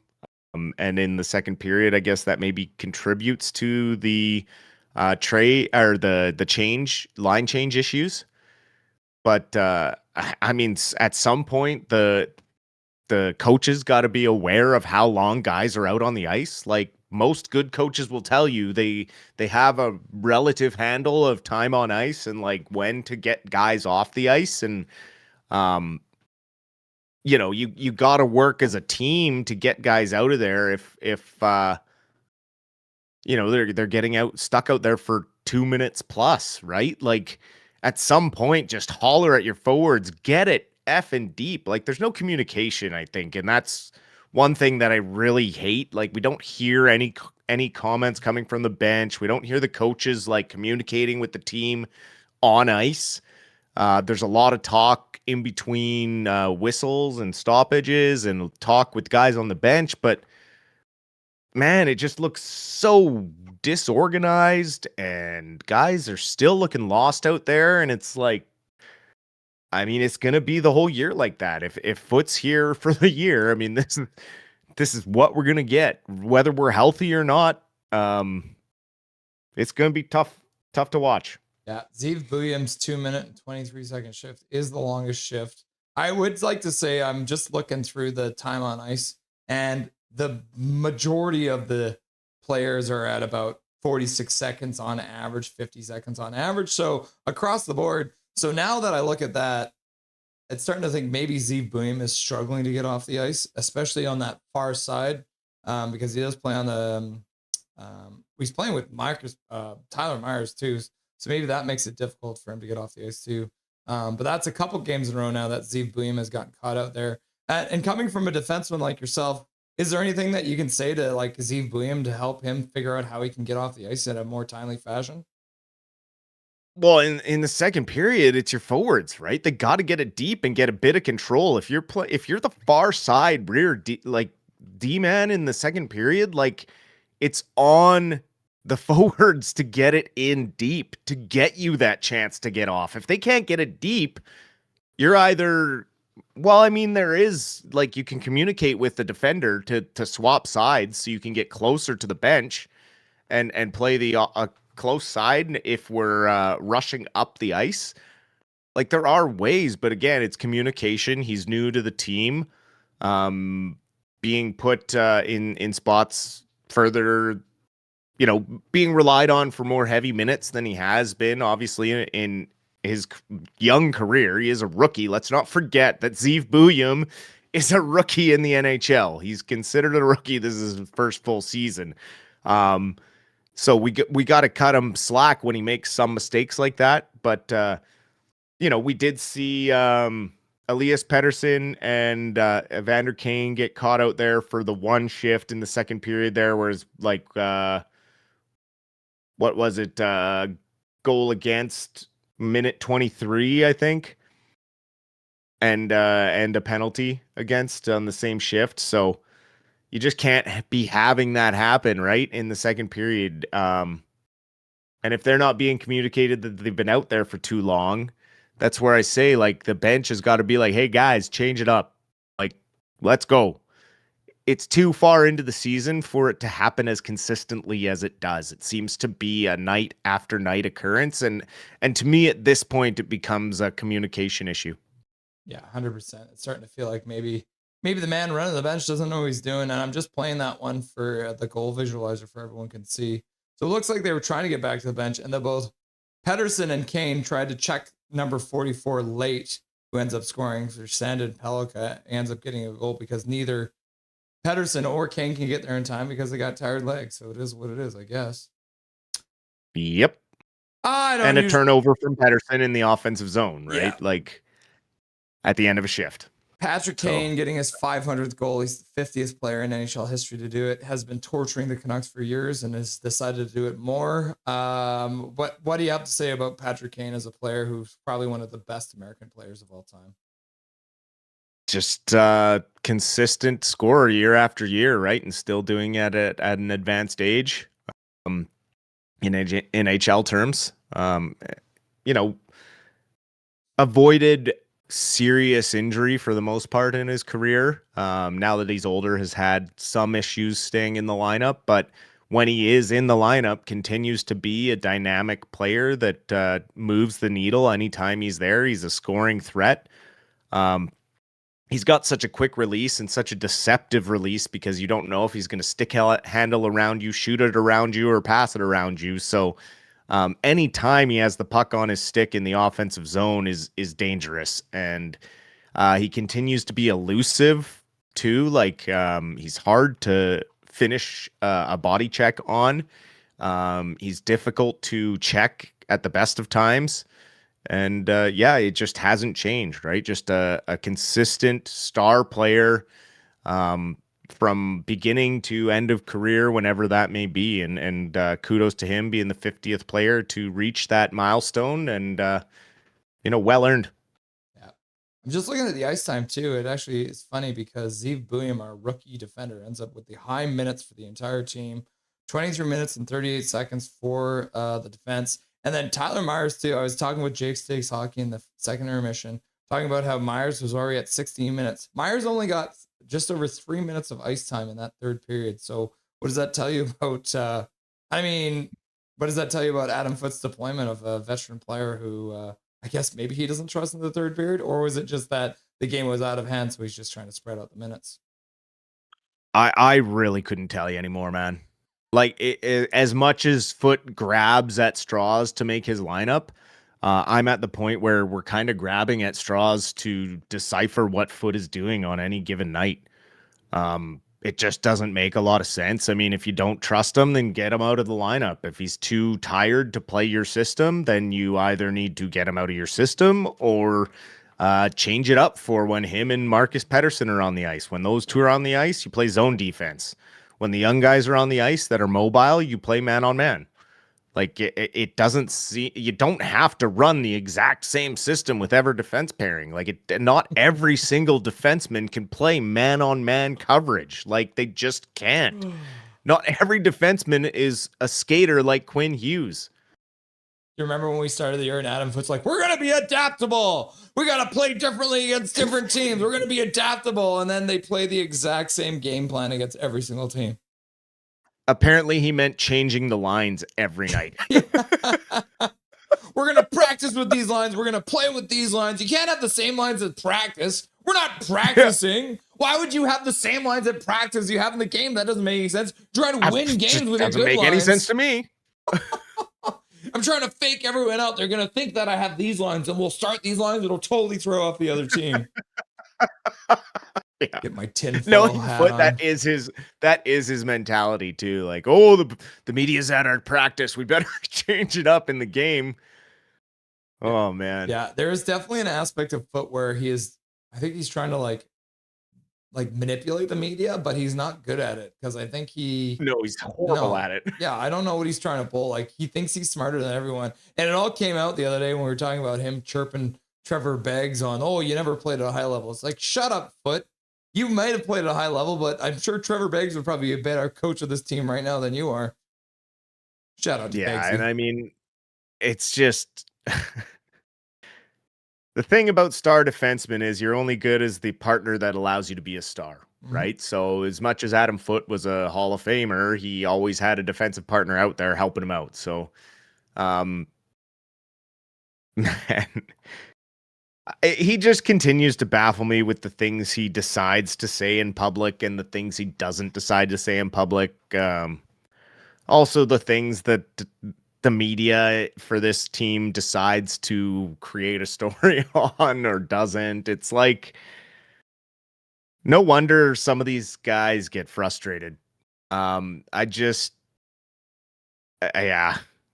At the end of the day, these guys are playing hard in a failing system, and I'm just hoping that Rutherford's dream of getting a top 3 pick comes true, and we can move forward with some young prospects and get rid of some of these older UFAs and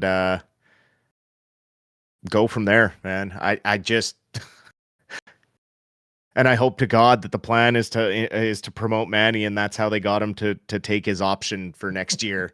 Like, I hope that's what they've told him. Like, well, this Foot thing is just temporary, and you're the next guy. Please stay with Abbotsford for the duration of your contract, because the next spot for you is the NHL bench. I'm just hoping that is the master plan, and that we've all been kind of hoodwinked because you can only say certain things in public. You can't obviously publicly say that you're trying to lose or building a team to lose, because it's, against the rules to purposely lose. Also, the owner doesn't like losing on purpose, so yeah, this one baffles me, man. When I saw him pull the goalie with 5 minutes left, my jaw dropped, and I just couldn't believe what I was seeing. I was like, that's a new low for even Foot. I actually watched it. It's an interesting video. I can't remember. I'll have to try and dig it out. But there's actually a video about when you should pull your goalie, and there's actually something to be said for pulling the goalie that early. However, the Canucks have shown that they do not know how to play with goalie pulled over the last month. They are constantly getting scored on empty net goals. I bet you if I looked it up right now, they're probably very high when it comes to empty net goals against. So theoretically, based on paper, it does make sense to pull your goal earlier because that gives you more chance to score. However, if you are incapable of actually carrying the puck into the offensive zone and you're going to try and dump and chase and lose the puck, then it's a really stupid strategy. Oh, yeah, absolutely. Yeah. And then just bad luck. You got Sherwood blowing a tire and turning one over.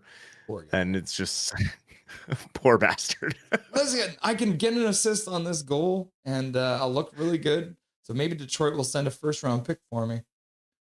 Well, Detroit has worked their way all the way up to 4th best in the entire standings right now. They are absolutely on a heater. Oh, sorry. What is that? 4th best. No, they're sixth best. I guess somebody just won. Oh my god. So Detroit has won. They're 7-2-1 in the last 10 games. They were the best team in the conference, but it looks like some other teams have just won, so now they've fallen. So Carolina won, and so did Montreal. So that's the top of the Eastern Conference standings. Before we started this conversation, Detroit was in first, and now they've fallen down to third because of the games that have just finished. So it's absolutely crazy. Carolina, Montreal, Detroit, and Tampa Bay four teams are separated by 2 points at the top of the Eastern Conference. So definitely facing a good Red Wings team tonight. Yeah, isn't it weird the contrast between the Eastern Conference and the Western Conference this year? Yeah. Like the Eastern Conference is like from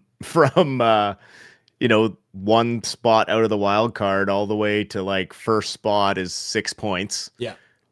And then you got the other side of it is not as nice, not so nice in the Western Conference. The only 3 teams doing any good are Colorado, Dallas, and Minnesota.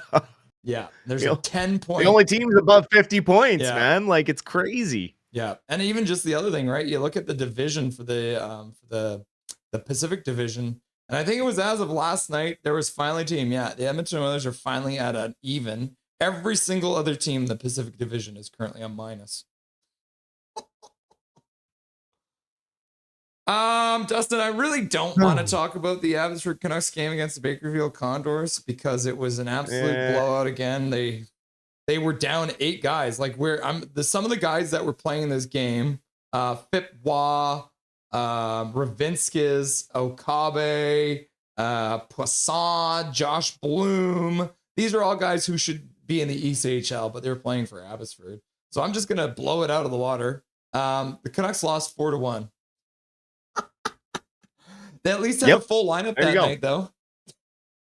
I mean, they had the full lineup, but they still had Fipwa in the like you said, you listed it off, right? And I talked about in the sideshow how Zach O'Cabe was in the lineup, and you had Josh Bloom playing left wing, who hasn't played much all season.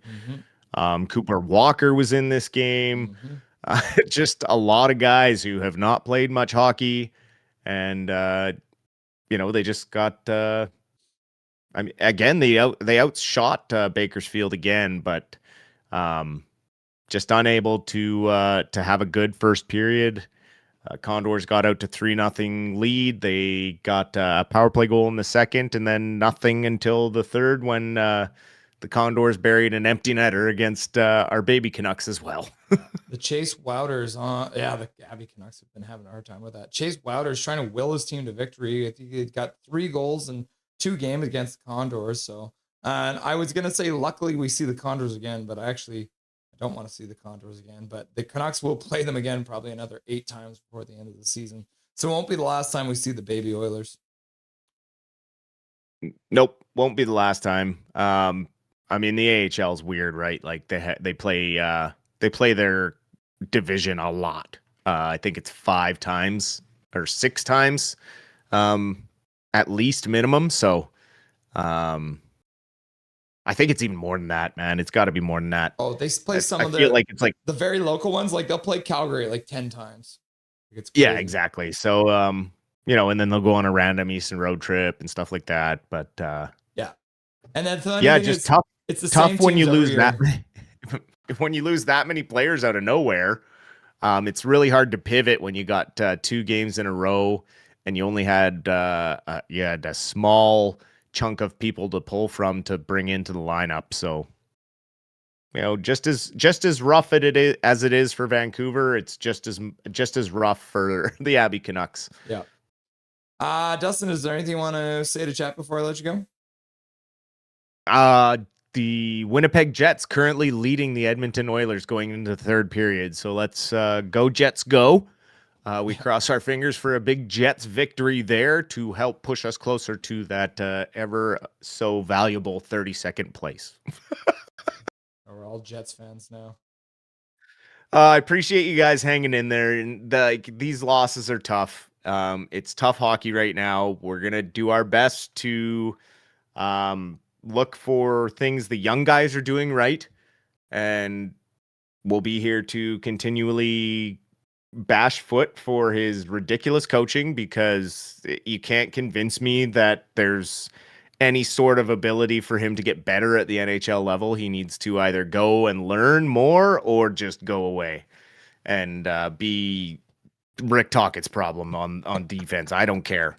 But you know, I don't see him as continuing as a coach of any team I would like to cheer for. So it's just a matter of surviving the season, seeing where the ownership wants to go with everything. If the GM and president are still here, I don't know, man.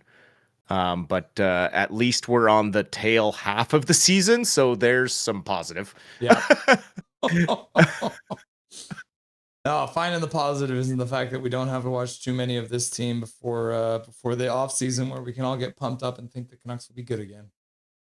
Exactly, until they make some crazy trade or sign some free agent that makes absolutely no sense. Vander Kane. Anyways, appreciate you all. I hope you all have a great rest of your night. We will see you in a couple days on Saturday afternoon. Cool, brother. Enjoy your Friday, and we'll chat again soon. Sounds good, sir. Take care. Dustin Boydell, the Silver Fox, stopping by to break down the Canucks breakdown against the Detroit Red Wings, losing by 4 goals again, but this time at least they scored, right? At least they scored this time. 1 goal at least. 1 goal at least. That's the thing, right? At least they got a goal. Hashtag at least we got a goal.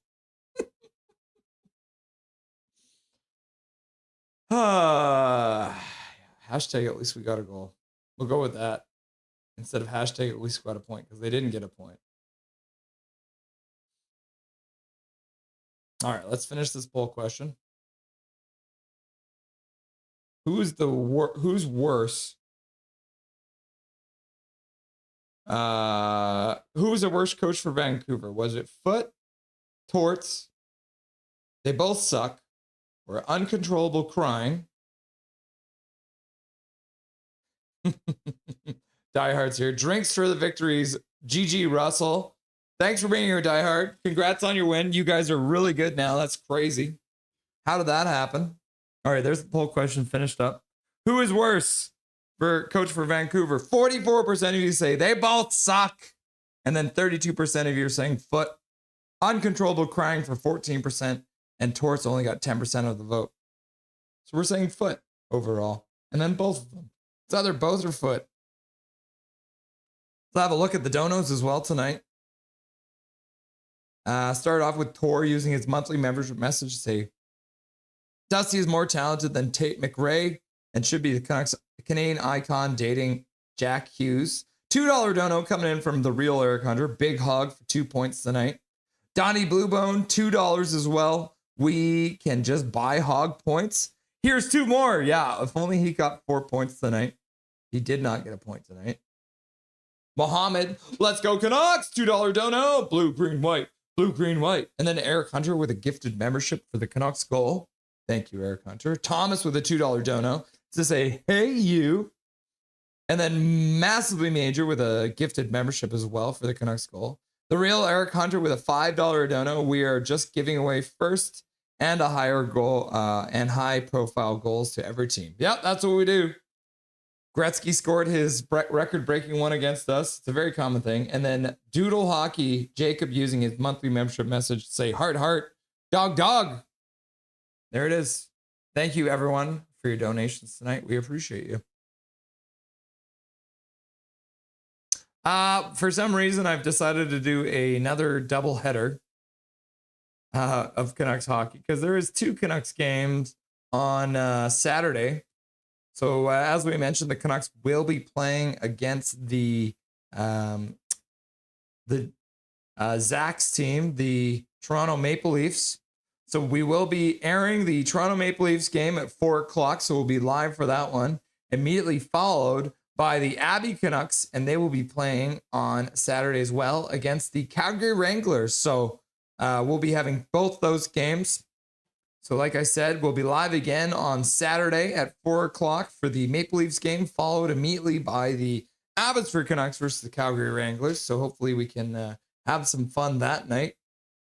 And we'll keep you guys up to date on what's happening with the Winnipeg Jets versus the Edmonton Oilers. That game is now at 3-2, 5 minutes into the third period.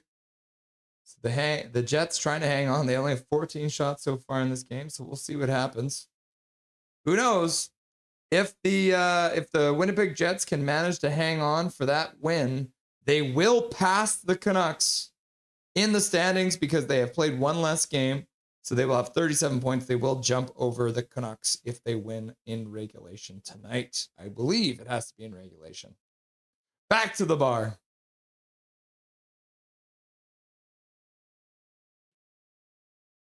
Okay, Armageddon Death is here. Maybe we can win against the Islanders. Maybe. You guys are tied. It's 1-1 right now. Tabby Canucks. Hi, Russell, says Emperor King. What's up, Emperor King? Nice to see you. Canucks want first and a young player for comparable offers to trade Sherwood. That's the price they have set for him. Yep.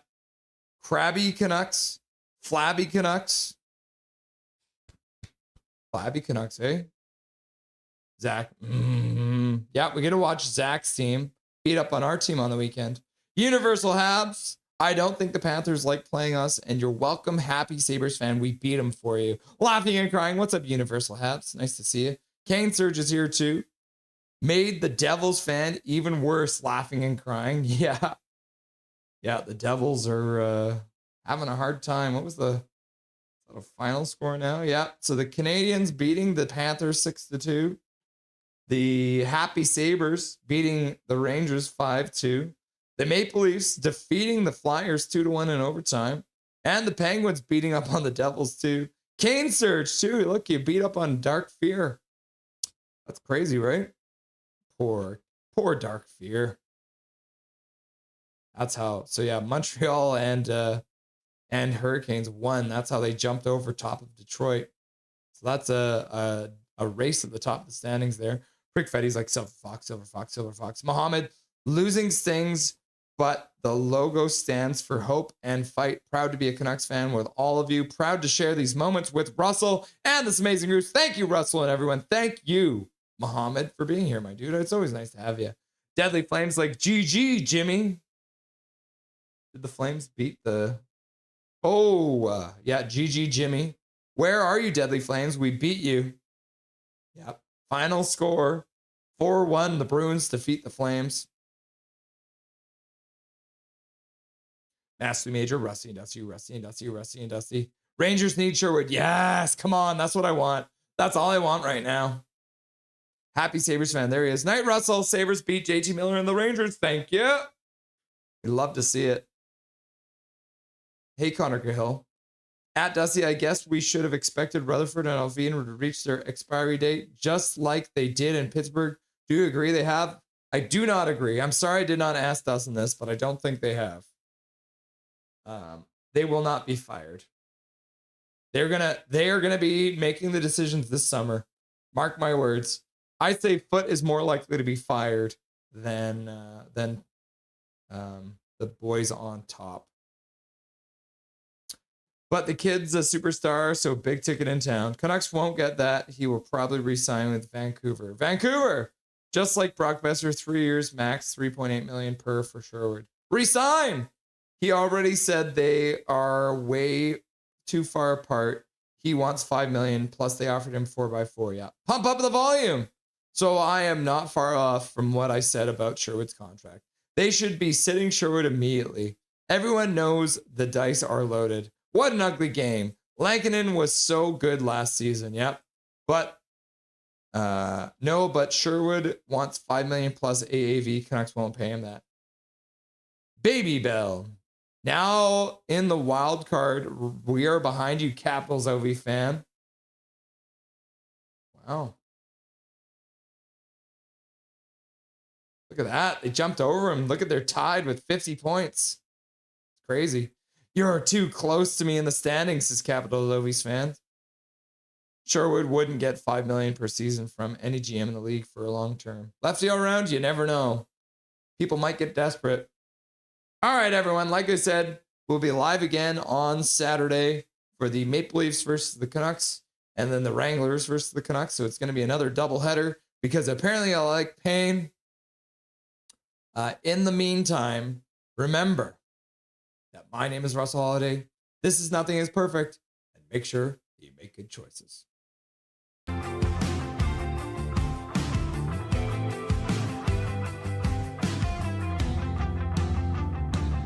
Thank you for having me. Thank you to everyone who requested to hear my beautiful voice too. I appreciate that.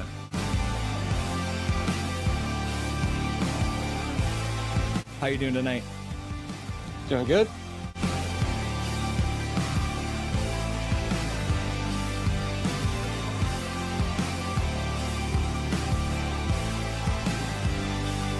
Thank you very much for taking the time out of your very first hockey game to join the stream. Everyone was very excited to see you, and enjoy the rest of the game in the third period.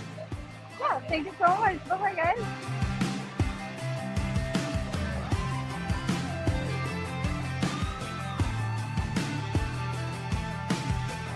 Trevor Beggs joining the show from Locked On Canucks. Thanks for joining me today, brother. My pleasure, Russell. How you doing today, buddy? I'm doing really good. I'm doing really good.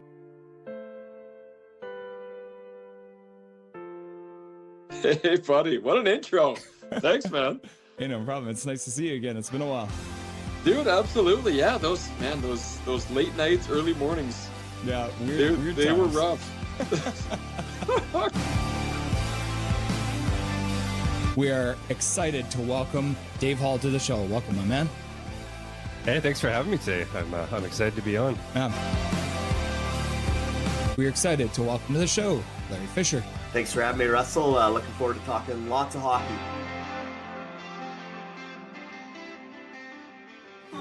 Yeah, look at that.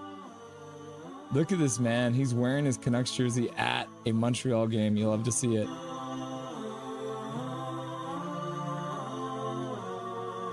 He became a local legend by calling the Abbotsford Canucks Calder Cup run.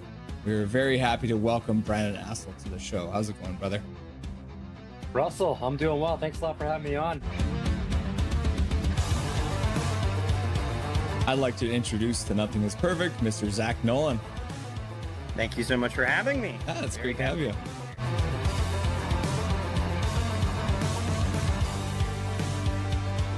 Howdy. What's up, my dude? They say never meet your heroes, but boy, am I glad I got to, because here he is, the man, the myth, the legendary host, Toddcast Podcast, Mr. Todd Hancock. Dude, thank you, man. What a crazy introduction. A hero, a myth, a legend. Yeah.